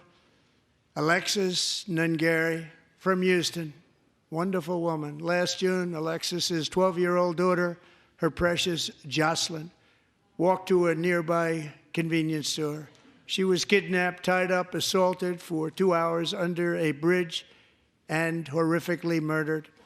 Arrested and charged with this heinous crime are 2 illegal alien monsters from Venezuela, released into America by the last administration through their ridiculous open border. The death of this beautiful 12-year-old girl and the agony of her mother and family touched our entire nation greatly. Alexis, I promised that we would always remember your daughter, your magnificent daughter, and earlier tonight I signed an order keeping my word to you. One thing I have learned about Jocelyn is that she loved animals so much. She loved nature. Across Galveston Bay, from where Jocelyn lived in Houston, you will find a magnificent national wildlife refuge, a pristine, peaceful, 34,000-acre sanctuary for all of God's creatures on the edge of the Gulf of America. Alexis, moments ago, I formally renamed that refuge in loving memory of your beautiful daughter, Jocelyn. So, Mr. Vice President, if you would, may I have the order?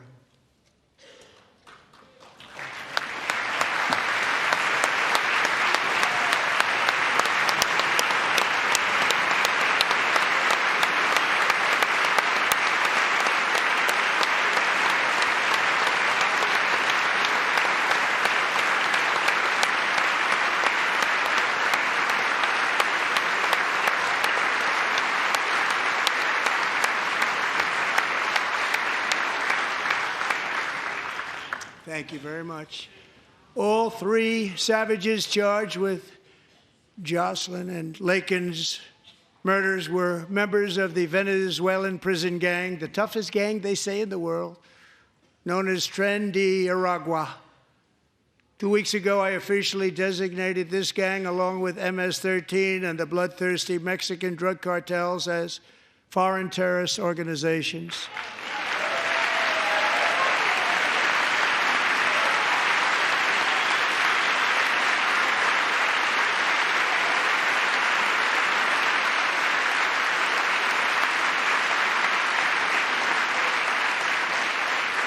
They are now officially in the same category as ISIS, and that's not good for them. Countless thousands of these terrorists were welcomed into the U.S. by the Biden administration. But now every last one will be rounded up and forcibly removed from our country, or, if they're too dangerous, put in jails, standing trial in this country, because we don't want them to come back ever. With us this evening is a warrior on the front lines of that battle, Border Patrol Agent Roberto Ortiz. Great guy.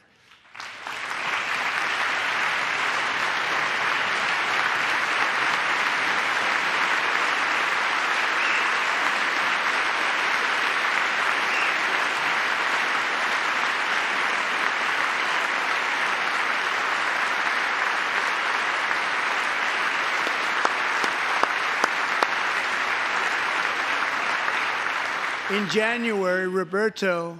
and another agent were patrolling by the Rio Grande near an area known as Cartel Island. Doesn't sound too nice to me. When heavily armed gunmen started shooting at them,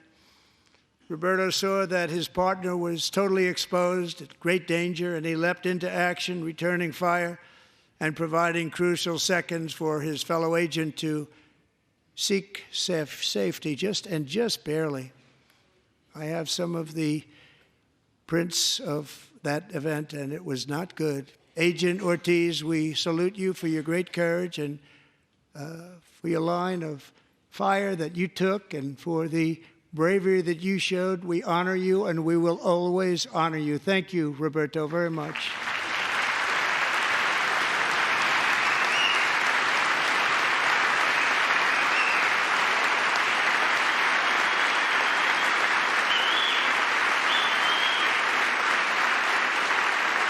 Thank you, Roberto. And I actually got to know him on my many calls to the border. He's a great gentleman. The territory to the immediate south of our border is now dominated entirely by criminal cartels that murder, rape, torture, and exercise total control. They have total control over a whole nation, posing a grave threat to our national security. The cartels are waging war on America, and it's time for America to wage war on the cartels, which we are doing.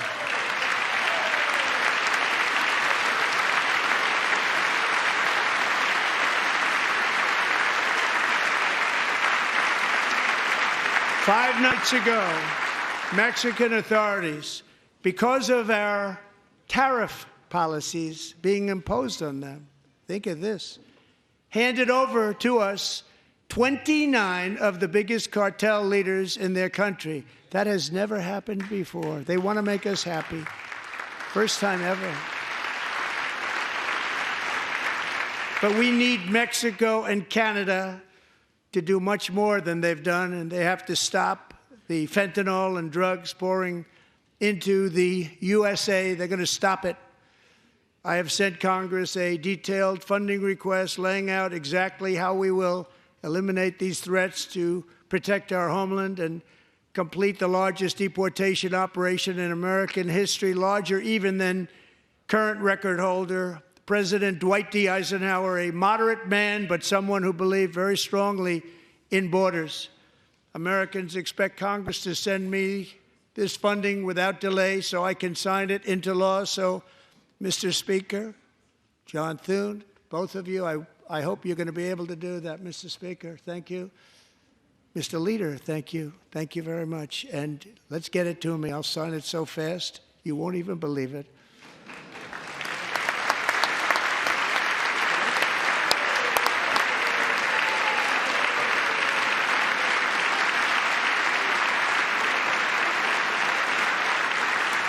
And as we reclaim our sovereignty,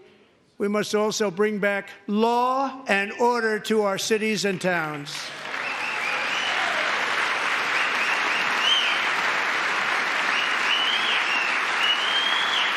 In recent years, our justice system has been turned upside down by radical left lunatics. Many jurisdictions virtually ceased enforcing the law against dangerous repeat offenders while weaponizing law enforcement against political opponents like me. My administration has acted swiftly and decisively to restore fair, equal, and impartial justice under the constitutional rule of law, starting at the FBI and the DOJ. Pam, good luck. Cash, wherever you may be, good luck. Good luck. Pam Bondi, good luck. So important. Going to do a great job. Cash, thank you. Thank you, Cash.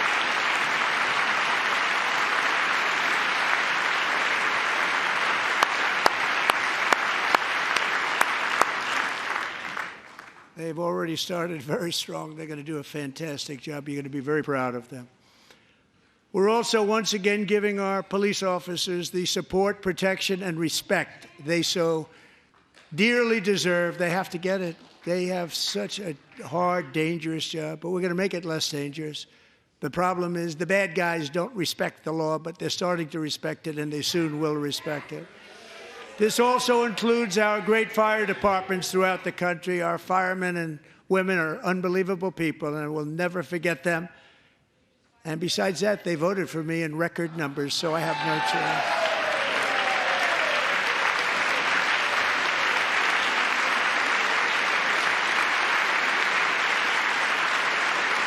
One year ago this month,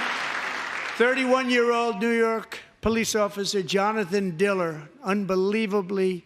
wonderful person and a great officer, was gunned down at a traffic stop on Long Island. I went to his funeral.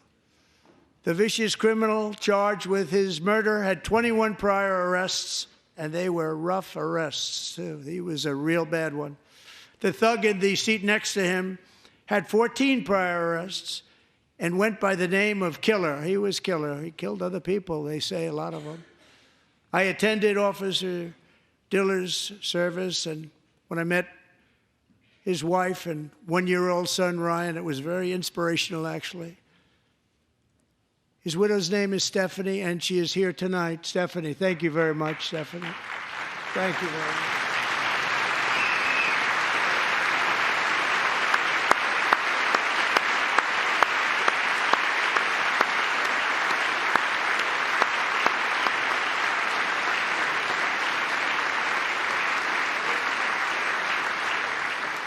Stephanie, we're going to make sure that Ryan knows his dad was a true hero, New York's finest,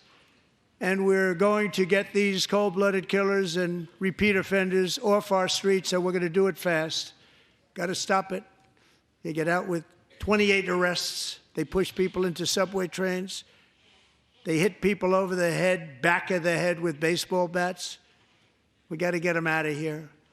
I've already signed an executive order requiring a mandatory death penalty for anyone who murders a police officer, and tonight I'm asking Congress to pass that policy into permanent law.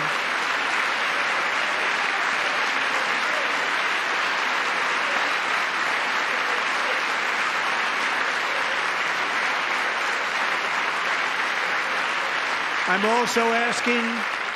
for a new crime bill getting tough on repeat offenders while enhancing protections for America's police officers so they can do their jobs without fear of their lives being totally destroyed. They don't want to be killed. We're not going to let them be killed.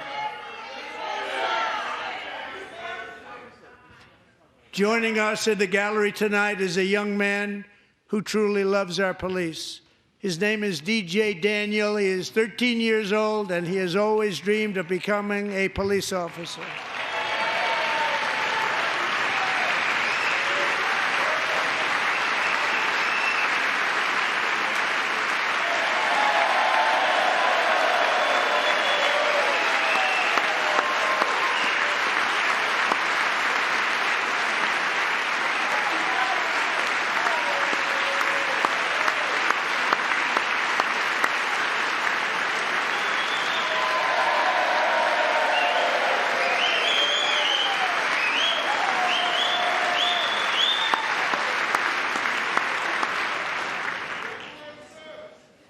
But in 2018, DJ was diagnosed with brain cancer. The doctors gave him 5 months at most to live. That was more than 6 years ago.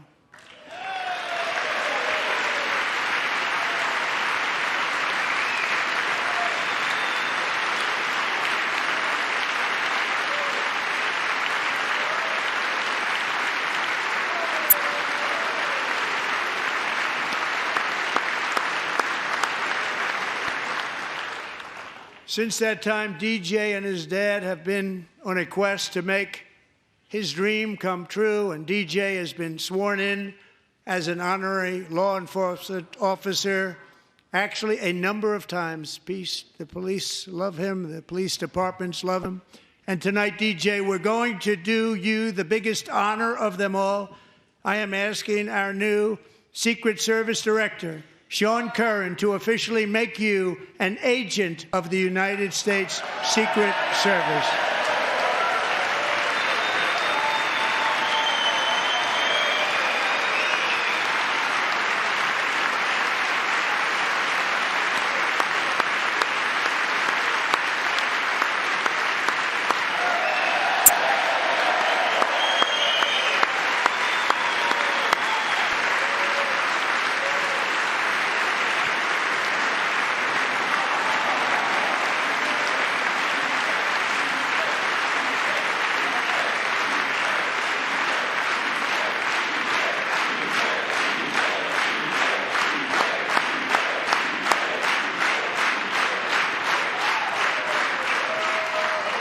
Thank you, DJ. DJ's doctors believe his cancer likely came from a chemical he was exposed to when he was younger. Since 1975, rates of child cancer have increased by more than 40%. Reversing this trend is one of the top priorities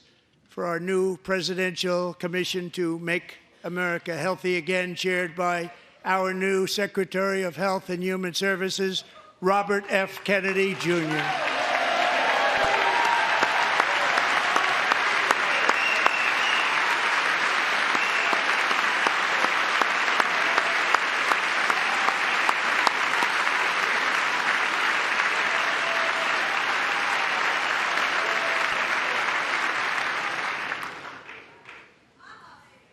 With the name Kennedy, you would have thought everybody over here would have been cheering. How quickly they forget. Our goal is to get toxins out of our environment, poisons out of our food supply, and keep our children healthy and strong. As an example, not long ago, and you can't even believe these numbers, 1 in 10,000 children had autism, 1 in 10,000. And now it's 1 in 36. There's something wrong, 1 in 36. Think of that. So we're going to find out what it is, and there's nobody better than Bobby and all of the people that are working with you. You have the best to figure out what is going on. Okay, Bobby? Good luck. It's a very important job. Thank you. Good job.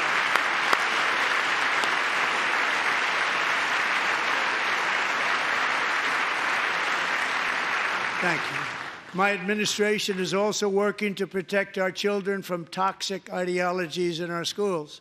A few years ago, January, Little John and her husband discovered that their daughter's school had secretly, socially transitioned their 13-year-old little girl. Teachers and administrators conspired to deceive January and her husband while encouraging her daughter to use a new name and pronouns. They, them pronoun, actually, all without telling January, who is here tonight and is now a courageous advocate against this form of child abuse. January, thank you. Thank you. Thank you very much.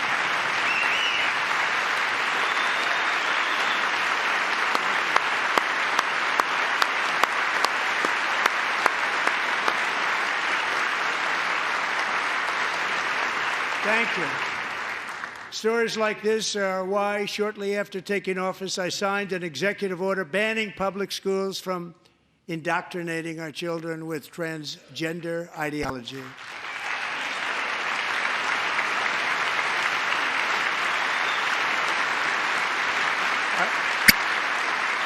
I also signed an order to cut off all taxpayer funding to any institution that engages in the sexual mutilation of our youth.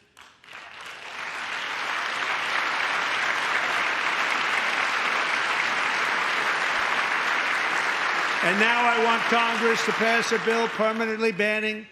and criminalizing sex changes on children and forever ending the lie that any child is trapped in the wrong body. This is a big lie.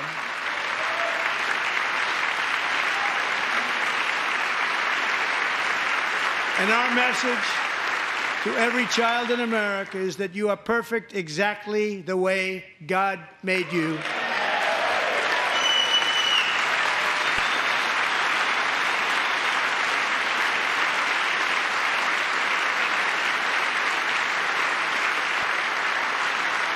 Because we're getting wokeness out of our schools and out of our military, and it's already out,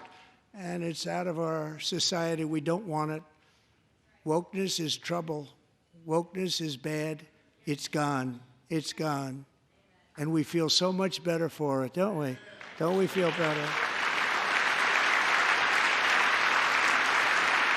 Our service members won't be activists and ideologues. They will be fighters and warriors. They will fight for our country. And Pete, congratulations. Secretary of Defense, congratulations.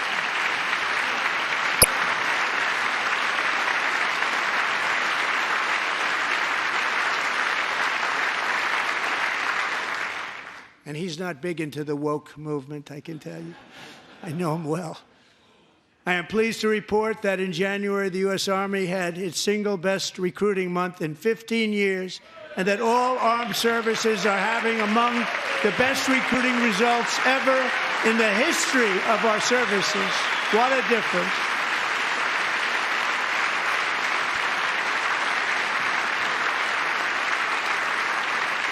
And you know, it was just a few months ago where the results were exactly the opposite. We couldn't recruit anywhere. We couldn't recruit. Now we're having the best results just about that we've ever had. What a tremendous turnaround. It's really a beautiful thing to see. People love our country again. It's very simple. They love our country, and they love being in our military again. So it's a great thing, and thank you very much. Great job. Thank you.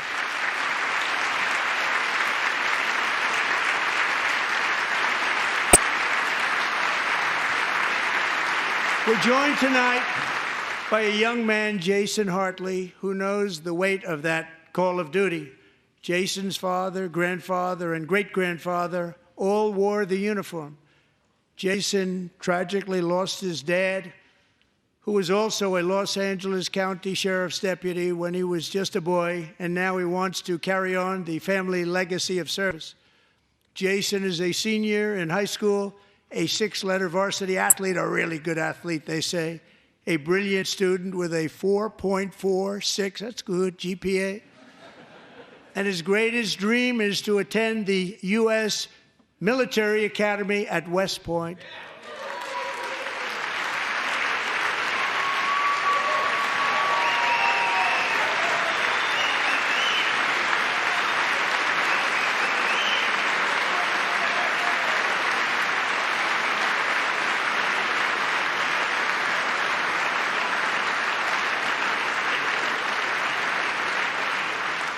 And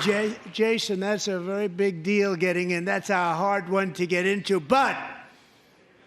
I'm pleased to inform you that your application has been accepted. You will soon be joining the Corps of Cadets.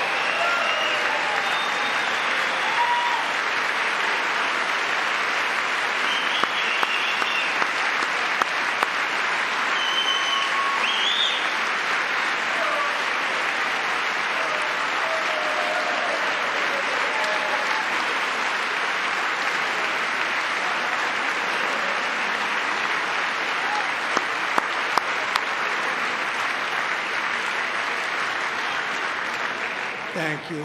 Jason, you're going to be on the long gray line, Jason. As Commander-in-Chief, my focus is on building the most powerful military of the future. As a first step, I'm asking Congress to fund a state-of-the-art Golden Dome missile defense shield to protect our homeland, all made in the USA.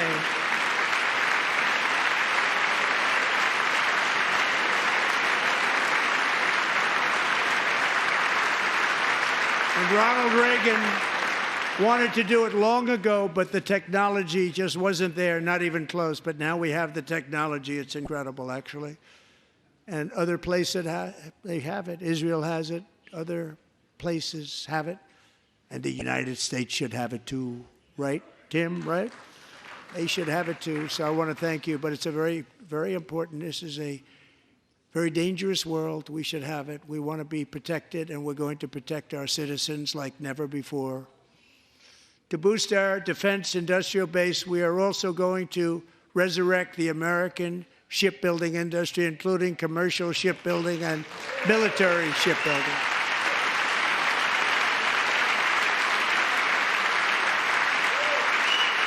And for that purpose, I am announcing tonight that we will create a new Office of Shipbuilding in the White House and offer special tax incentives to bring this industry home to America where it belongs. We used to make so many ships. We don't make them anymore very much, but we're going to make them very fast, very soon. It will have a huge impact. To further enhance our national security, my administration will be reclaiming the Panama Canal, and we've already started doing it.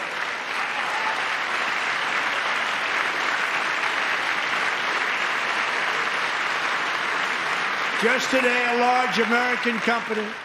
announced they are buying both ports around the Panama Canal and lots of other things having to do with the Panama Canal and a couple of other canals. The Panama Canal was built by Americans for Americans, not for others, but others could use it. But it was built at tremendous cost of American blood and treasure. 38,000 workers died building the Panama Canal. They died of malaria. They died of snake bites and mosquitoes. Not a nice place to work. They paid them very highly to go there, knowing there was a 25% chance that they would die. The most expensive project also that was ever built in our country's history, if you bring it up to modern day costs. It was given away by the Carter administration for $1. But that agreement has been violated very severely. We didn't give it to China.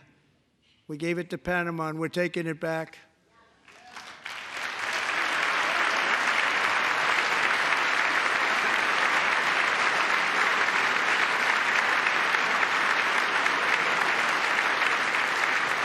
And we have Marco Rubio in charge. Good luck, Marco.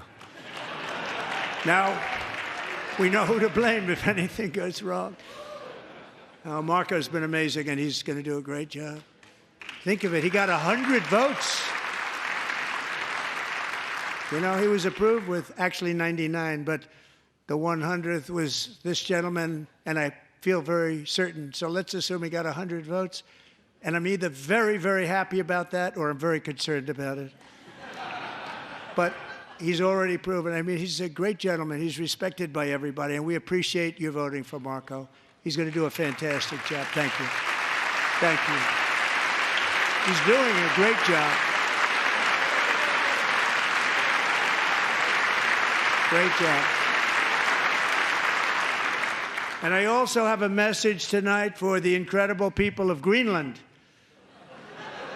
We strongly support your right to determine your own future. And if you choose, we welcome you into the United States of America. We need Greenland for national security and even international security, and we're working with everybody involved to try and get it. But we need it really for international world security, and I think we're going to get it. One way or the other, we're going to get it. We will keep you safe. We will make you rich, and together we will take Greenland to heights like you have never thought possible before. It's a very small population, but very, very large piece of land and very, very important for military security. America is once again standing strong against the forces of radical Islamic terrorism. 3.5 years ago, ISIS terrorists killed 13 American service members and countless others in the Abbey Gate bombing during the disastrous and incompetent withdrawal from Afghanistan. Not that they were withdrawing, it was the way they withdrew. Perhaps the most embarrassing moment in the history of our country. Tonight, I am pleased to announce that we have just apprehended the top terrorist responsible for that atrocity, and he is right now on his way here to face the swift sword of American justice.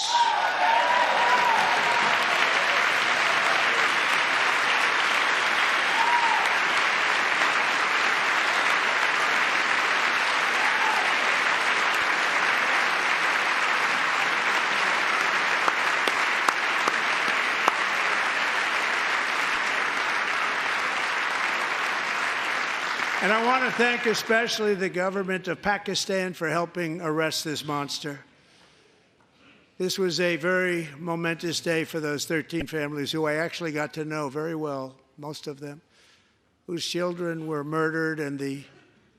many people that were so badly, over 42 people, so badly injured on that fateful day in Afghanistan. What a horrible day. Such incompetence was shown. That when Putin saw what happened, I guess he said, wow, maybe this is my chance. That's how bad it was. Should have never happened. Grossly incompetent people. I spoke to many of the parents and loved ones, and they're all in our hearts tonight. Just spoke to them on the phone. We had a big call. Every one of them called, and everybody was on the line, and they did nothing but cry with happiness. They were very happy, as happy as you can be under those circumstances. Their child, brother, sister, son, daughter was killed for no reason whatsoever. In the Middle East, we're bringing back our hostages from Gaza. In my first term, we achieved one of the most groundbreaking peace agreements in generations, the Abraham Accords.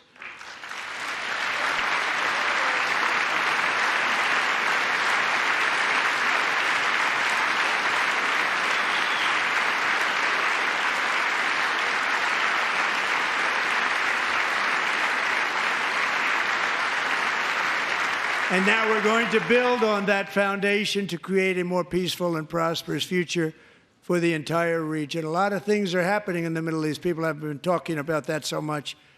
lately with everything going on with Ukraine and Russia. But a lot of things are happening in the Middle East. It's a rough neighborhood, actually. I'm also working tirelessly to end the savage conflict in Ukraine. Millions of Ukrainians and Russians have been needlessly killed or wounded in this horrific and brutal conflict with no end in sight. The United States has sent hundreds of billions of dollars to support Ukraine's defense with no security, with no anything.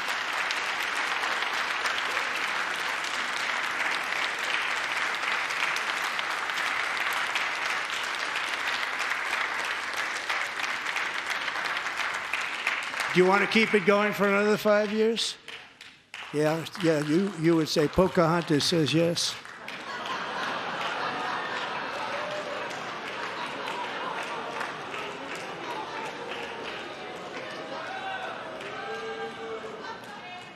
$2,000 people are being killed every single week. More than that. They're Russian young people. They're Ukrainian young people. They're not Americans. But I want it to stop. Meanwhile, Europe has sadly spent more money buying Russian oil and gas than they have spent on defending Ukraine, by far. Think of that. They've spent more buying Russian oil and gas than they have defending. And we've spent perhaps $350 billion, like taking candy from a baby. That's what happened. And they've spent $100 billion. What a difference that is. And we have an ocean separating us, and they don't. But we're getting along very well with them, and lots of good things are happening. Biden has authorized more money in this fight than Europe has spent by billions and billions of dollars. It's hard to believe that they wouldn't have stopped it and said at some point, come on, let's equalize. You got to be equal to us. But that didn't happen. Earlier today, I received an important letter from President Zelensky of Ukraine. The letter reads, Ukraine is ready to come to the negotiating table as soon as possible to bring lasting peace closer. Nobody wants peace more than the Ukrainians, he said. My team and I stand ready to work under President Trump's strong leadership to get a peace that lasts.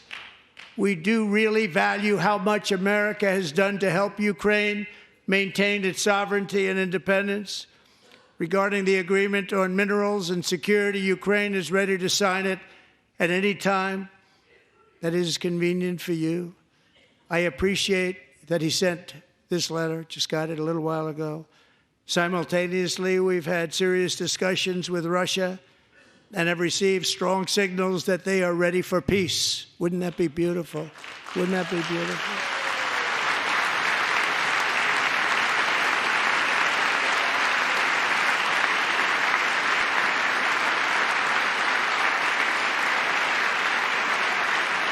Wouldn't that be beautiful?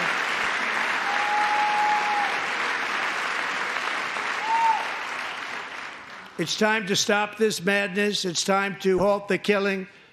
It's time to end this senseless war. If you want to end wars, you have to talk to both sides. Nearly 4 years ago, amid rising tensions,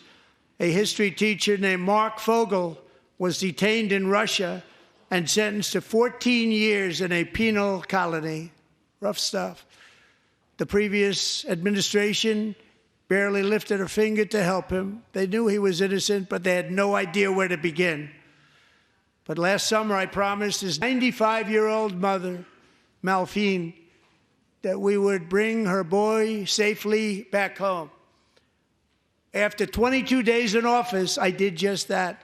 and they are here tonight.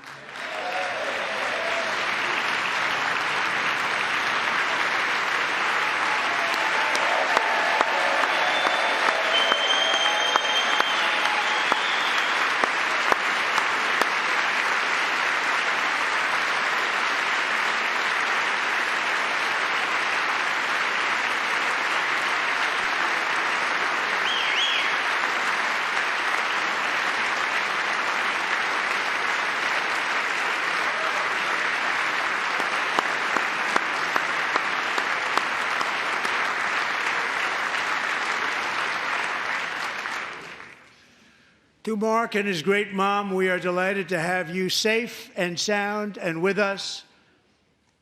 As fate would have it, Mark Fogel was born in a small rural town in Butler, Pennsylvania. Have you heard of it? Where his mother has lived for the past 78 years. I just happened to go there last July 13th for a rally. That was not pleasant. And that is where I met his beautiful mom right before I walked onto that stage. And I told her I would not forget what she said about her son. And I never did I? Never forgot. Less than 10 minutes later, at that same rally, gunfire rang out, and a sick and deranged assassin unloaded 8 bullets from his sniper's perch into a crowd of many thousands of people. My life was saved by a fraction of an inch, but some were not so lucky. Corey Comparator was a firefighter, a veteran, a Christian, a husband, a devoted father, and above all, a protector. When the sound of gunshots pierced the air, it was a horrible sound. Corey knew instantly what it was and what to do. He threw himself on top of his wife and daughters and shielded them from the bullets with his own body. Corey was hit really hard. You know the story from there. He sacrificed his life to save theirs. 2 others, very fine people, were also seriously hit. But thankfully, with the help of 2 great country doctors, we thought they were gone and they were saved. So those doctors had great talent. We're joined by Corey's wife, Helen, who was his high school sweetheart, and their two beloved daughters, Allison and Kaylee. Thank you.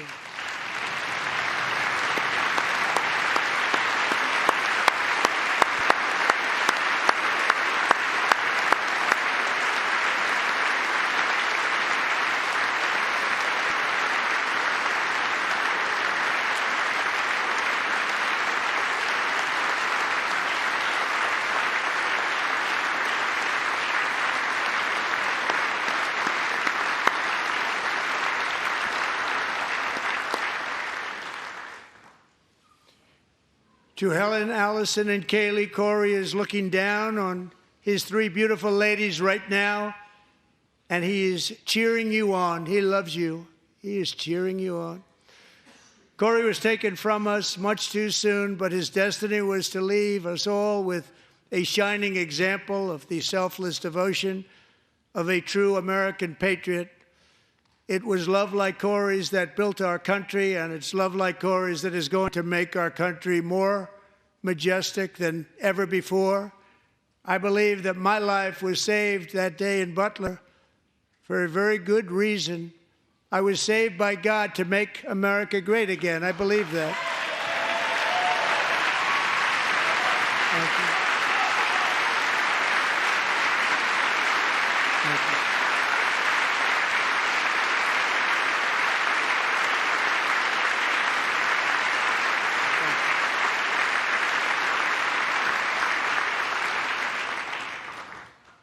Thank you very much. From the patriots of Lexington and Concord to the heroes of Gettysburg and Normandy, from the warriors who crossed the Delaware to the trailblazers who climbed the Rockies, and from the legends who soared at Kitty Hawk to the astronauts who touched the moon, Americans have always been the people who defied all odds, transcended all dangers, made the most extraordinary sacrifices, and did whatever it took to defend our children, our country, and our freedom. And as we have seen in this chamber tonight, that same strength, faith, love, and spirit is still alive and thriving in the hearts of the American people. Despite the best efforts of those who would try to censor us, silence us, break us, destroy us, Americans are today a proud, free, sovereign, and independent nation that will always be free, and we will fight for it till death. We will never let anything happen to our beloved country, because we are a country of doers, dreamers, fighters, and survivors. Our ancestors crossed a vast ocean, strode into the unknown wilderness, and carved their fortunes from the rock and soil of a perilous and very dangerous frontier. They chased our destiny across a boundless continent. They built the railroads, laid the highways, and graced the world with American marvels like the Empire State Building, the mighty Hoover Dam, and the towering Golden Gate Bridge. They lit the world with electricity, broke free of the force of gravity, fired up the engines of American industry, vanquished the communists, fascists, and Marxists all over the world, and gave us countless modern wonders sculptured out of iron, glass, and steel. We stand on the shoulders of these pioneers who won and built the modern age, these workers who poured their sweat into the skylines of our cities, these warriors who shed their blood on fields of battle and gave everything they had for our rights and for our freedom. Now it is our time to take up the righteous cause of American liberty. And it is our turn to take America's destiny into our own hands and begin the most thrilling days in the history of our country. This will be our greatest era. With God's help, over the next 4 years, we are going to lead this nation even higher, and we are going to forge the freest, most advanced, most dynamic, and most dominant civilization ever to exist on the face of this earth. We are going to create the highest quality of life, build the safest and wealthiest and healthiest and most vital communities anywhere in the world. We are going to conquer the vast frontiers of science, and we are going to lead humanity into space and plant the American flag on the planet Mars and even far beyond.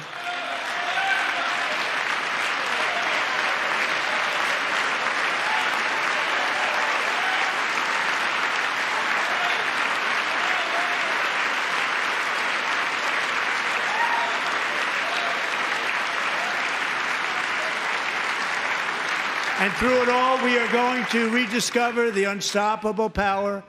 of the American spirit.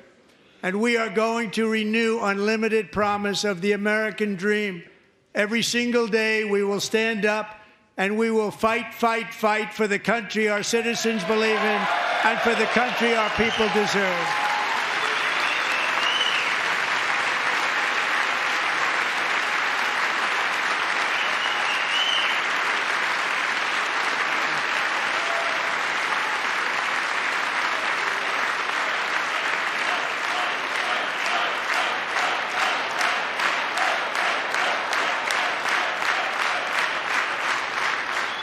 My fellow Americans, get ready for an incredible future because the golden age of America has only just begun. It will be like nothing that has ever been seen before. Thank you, God bless you, and God bless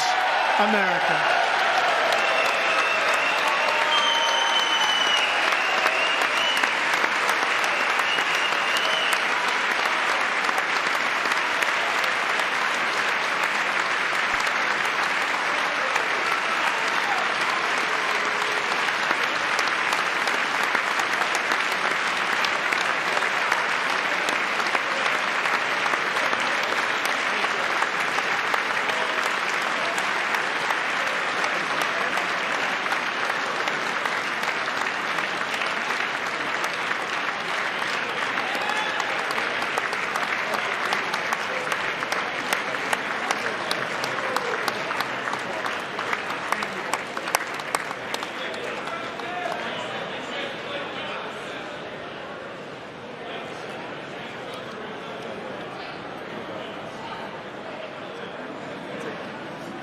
Thank you very much. Great job. Thank you. Great honor.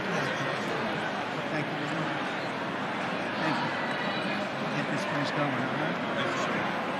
Thank you very much. Great honor. Thank you. Thank you, Mr. President. Thank you very much.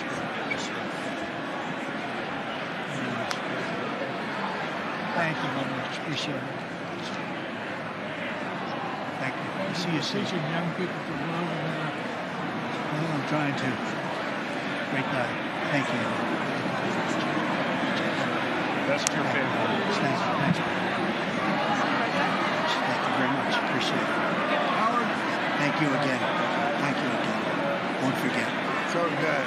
Yeah, it's good. So good, sir. Thank you. Thank you. Terrific. This is really good. It's really outstanding. Thanks. Thank you. Yes, sir. Thank you. Good job, Mr. President. Thanks. Thank you. ค่ะและที่จบไปสักครู่นะคะก็คือการแถลงต่อที่ประชุมร่วมรัฐสภาสหรัฐนะคะของประธานาธิบดีโดนัลด์ทรัมป์ค่ะเสร็จสิ้นไปเป็นที่เรียบร้อยแล้วนะคะโดยใช้เวลาขึ้นกล่าวทั้งหมดนะคุณนพรัตน์105 นาทีใช่ครับโดยประมาณจากกำหนดเดิมที่ไม่ถึงชั่วโมงดีนะครับแต่ก็เป็นไปตามคาดนะครับว่าทรัมป์จะใช้เวลาในการพูดหลายเรื่องที่เตรียมมาที่มีทั้งเตรียมไว้แล้วและพูดมาบนเวทีบ้างโดยเนื้อหาหลักๆนะฮะก็ใช้เวลาพูดถึงรัฐบาลเก่าเป็นช่วงๆในการจัดนโยบายต่างๆโดยเฉพาะนโยบายเกี่ยวกับ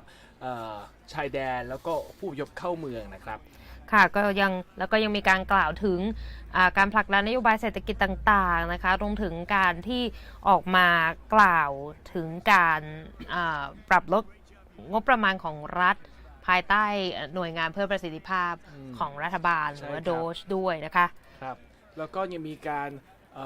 สิ่งที่น่าสนใจนะคุณนิติการและท่านของผมแต่ช่วงต้นนะครับมีความวุ่นวายเกิดขึ้นสักครู่ในช่วงเริ่มต้นของการแถลงของทางประธานาธิบดีทรัมป์นะคะเมื่อ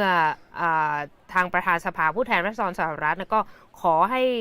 ผู้ประชุมเนี่ยมีการรักษามารยาทและความสงบเพราะว่ามีเกิดเหตุวุ่นวายขึ้นนะคะและ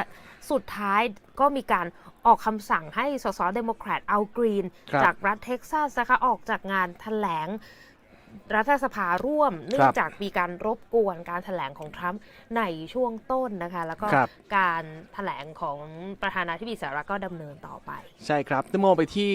ปฏิกิริยาจากผู้ชมที่อยู่ในห้องนะครับก็เห็นได้ชัดว่าทางฝั่ง Republican และผู้สนับสนุนเนี่ยก็ยืนขึ้นปรบมือคำแถลงของประธานาธิบดีทรัมป์เป็นระยะขณะที่ผู้ที่อยู่ฝั่งเดโมแครตเนี่ยก็จะนั่งนิ่งอยู่ตลอดเวลาบางครั้งประธานาธิบดีทรัมป์ก็ออกปากแซวว่าจะไม่คิดปรบมือหรือว่าร่วมฉลองความแสดงต่างที่รัฐบาลชุดปัจจุบันเนี่ยดำเนินการมาช่วง6 สัปดาห์หรือไม่บางคนก็มีการถือป้ายว่านี่คือคำโกหกบ้างหรือว่าสถานการณ์นี้ไม่ปกติบ้างนะครับค่ะก็จะไม่ได้มีการส่งเสียงคัดค้านอะไรที่เกิดขึ้นในทางสภาแต่อย่างใดนะคะครับรวมๆแล้วนะครับการแถลงในช่วง105 ทีที่ผ่านพ้นไปนะครับก็จะเป็นการพูดถึงสิ่งที่รัฐบาลนี้ดำเนินการมาช่วง6 สัปดาห์เช่นการลงนามในคำสั่งฝ่ายบริหารที่มากกว่า160 ฉบับแล้วก็การดำเนินมาตรการต่างๆตามแผนงานที่ว่าหลายรายการหลายร้อยรายการตามคำกล่าวของประธานาธิบดีทรัมป์นะครับแล้วก็ยังมีการพูดถึงยุคทองของอเมริกาว่าเริ่มต้นขึ้นแล้วดังที่ประกาศไว้ในวันที่เข้ารับตำแหน่งวันที่20 มกราคมที่ผ่านมาก็มีการกล่าวย้ำอย่างคำว่า America is back นะคะครับแล้วก็มีการพูดถึงนโยบายหนึ่งที่เรารายงานไปเกี่ยวกับวีซ่าทองหรือว่า Gold Card นะคะที่แต่เดิมคือของอเมริกาก็จะมี Green Card นะคะใบเขียวอยู่แล้วนี้มีการพูดถึงการที่จะนำมาแทนที่วีซ่านักลงทุน EB5 นะคะก็เป็นการผลักดันของทางทรัมป์นะคะที่จะมีการกล่าวถึงแล้วก็มีความเชื่อมั่นว่าจะเป็นการดึงชาวต่างชาติเข้ามาในสหรัฐเข้ามาร่วมเสียภาษีเข้ามาสร้างงานมากมายซึ่งเราก็มีบทวิเคราะห์เกี่ยวกับเรื่องของความเป็นไปได้รวมถึงโอกาสแล้วก็ความท้าทายต่างๆที่เกิดขึ้นถ้ามีการผลักดันบัตรวีซ่าทองหรือว่าโกลด์การ์ดนี้จริงๆนะคะก็มีมุมมองของนักวิเคราะห์ซึ่งเรานำเสนอกันไปแล้วนะคะครับแล้วก็มีเรื่องของนโยบายภาษีนะครับย้ำว่าจะมีการผลักดันให้มีการยกเว้นภาษีรายได้ที่เป็นทิปรวมทั้งเงินสวัสดิการสังคมของชาวอเมริกันแล้วก็บอกว่าจะมีการเตรียมเก็บภาษีแก้คืนสำหรับประเทศที่ตั้งกำแพงภาษีเพื่อแก้ลำสหรัฐที่ไม่เรียกเก็บภาษีเขาอย่างเช่นแคนาดาและเม็กซิโกโดยบอกว่าจะให้พยายามมีการดำเนินมาตรการแก้คืนของฝั่งอเมริกาอีกรอบหนึ่งภายวันที่2 เมษายนนี้เป็นต้นนะครับแล้วก็พูดถึงความสำเร็จที่บอกว่ามีการดึงงานลงทุนจากทั้งในสหรัฐแล้วก็ทั้งต่างประเทศเข้ามาในอเมริกาได้ด้วยนะครับค่ะส่วนเรื่องนโยบายของผู้อพยพนี่ก็มีการพูดถึงหลายครั้งนะคะคุณนพรัตน์แล้วก็มีการพูดย้อนถึงการโจมตีนโยบาย Open Border ของรัฐบาลไบเดนหลายต่อหลายครั้งตลอดการแถลงที่เกิดขึ้นในค่ำคืนนี้ด้วยเช่นกันนะคะอีกประเด็นหนึ่งที่พูดถึงเมื่อช่วงท้ายๆของการแถลงคือนโยบายที่ว่าจะเอาคลองปานามา กลับคืนมาเป็นของสหรัฐที่บอกว่ารัฐมนตรีต่างประเทศมาร์โค รูบิโอจะเป็นผู้เป็นหัวหอกในการดำเนินงานนี้ให้ได้นะครับแล้วมีการพูดถึงว่าของกรีนแลนด์เองก็เช่นกันว่าถ้าสนใจจะมาร่วมสหรัฐทางสหรัฐเองก็พร้อมนะครับนี่ก็ถือเป็นการกล่าวสรุปโดยรวมของสิ่งที่ประธานาธิบดีทรัมป์นำเสนอในช่วง105 นาทีนี้นะครับก็ถือว่ามีหลากหลายประเด็นนะครับรวมถึงพูดถึงประเด็นต่างประเทศอย่างการยุติสงครามยูเครนและตะวันออกกลางก็มีการกล่าวถึงด้วยเช่นกันนะคะแล้วก็มีการพูดถึงว่าทางผู้นำของยูเครนเนี่ยก็มีการส่งข้อความว่ายินดีจะลงนามในข้อตกลงนี้ด้วยเช่นกันนะคะก็เป็นการสรุปนะคะบรรยากาศของการแถลงต่อที่ประชุมร่วมสภาสหรัฐนะคะที่ทางวิวเอไทยนำมาฝากกันนะคะแต่ว่าหลังจากนี้ก็คือจะมีการแถลงตอบโต้นะคะจากตัวแทนของพรรคเดโมแครตนะคะซึ่งเราก็จะมีการรายงานสรุปออกมานะคะทางเว็บไซต์ voathai.com รวมถึงบทสรุปของการแถลงความยาวทั้งหมดเป็นเวลาเกือบ2 ชั่วโมงนะคะก็จะนำมาฝากกันก็ติดตามกันได้นะคะทั้งทางเว็บไซต์ voathai แล้วก็สื่อสังคม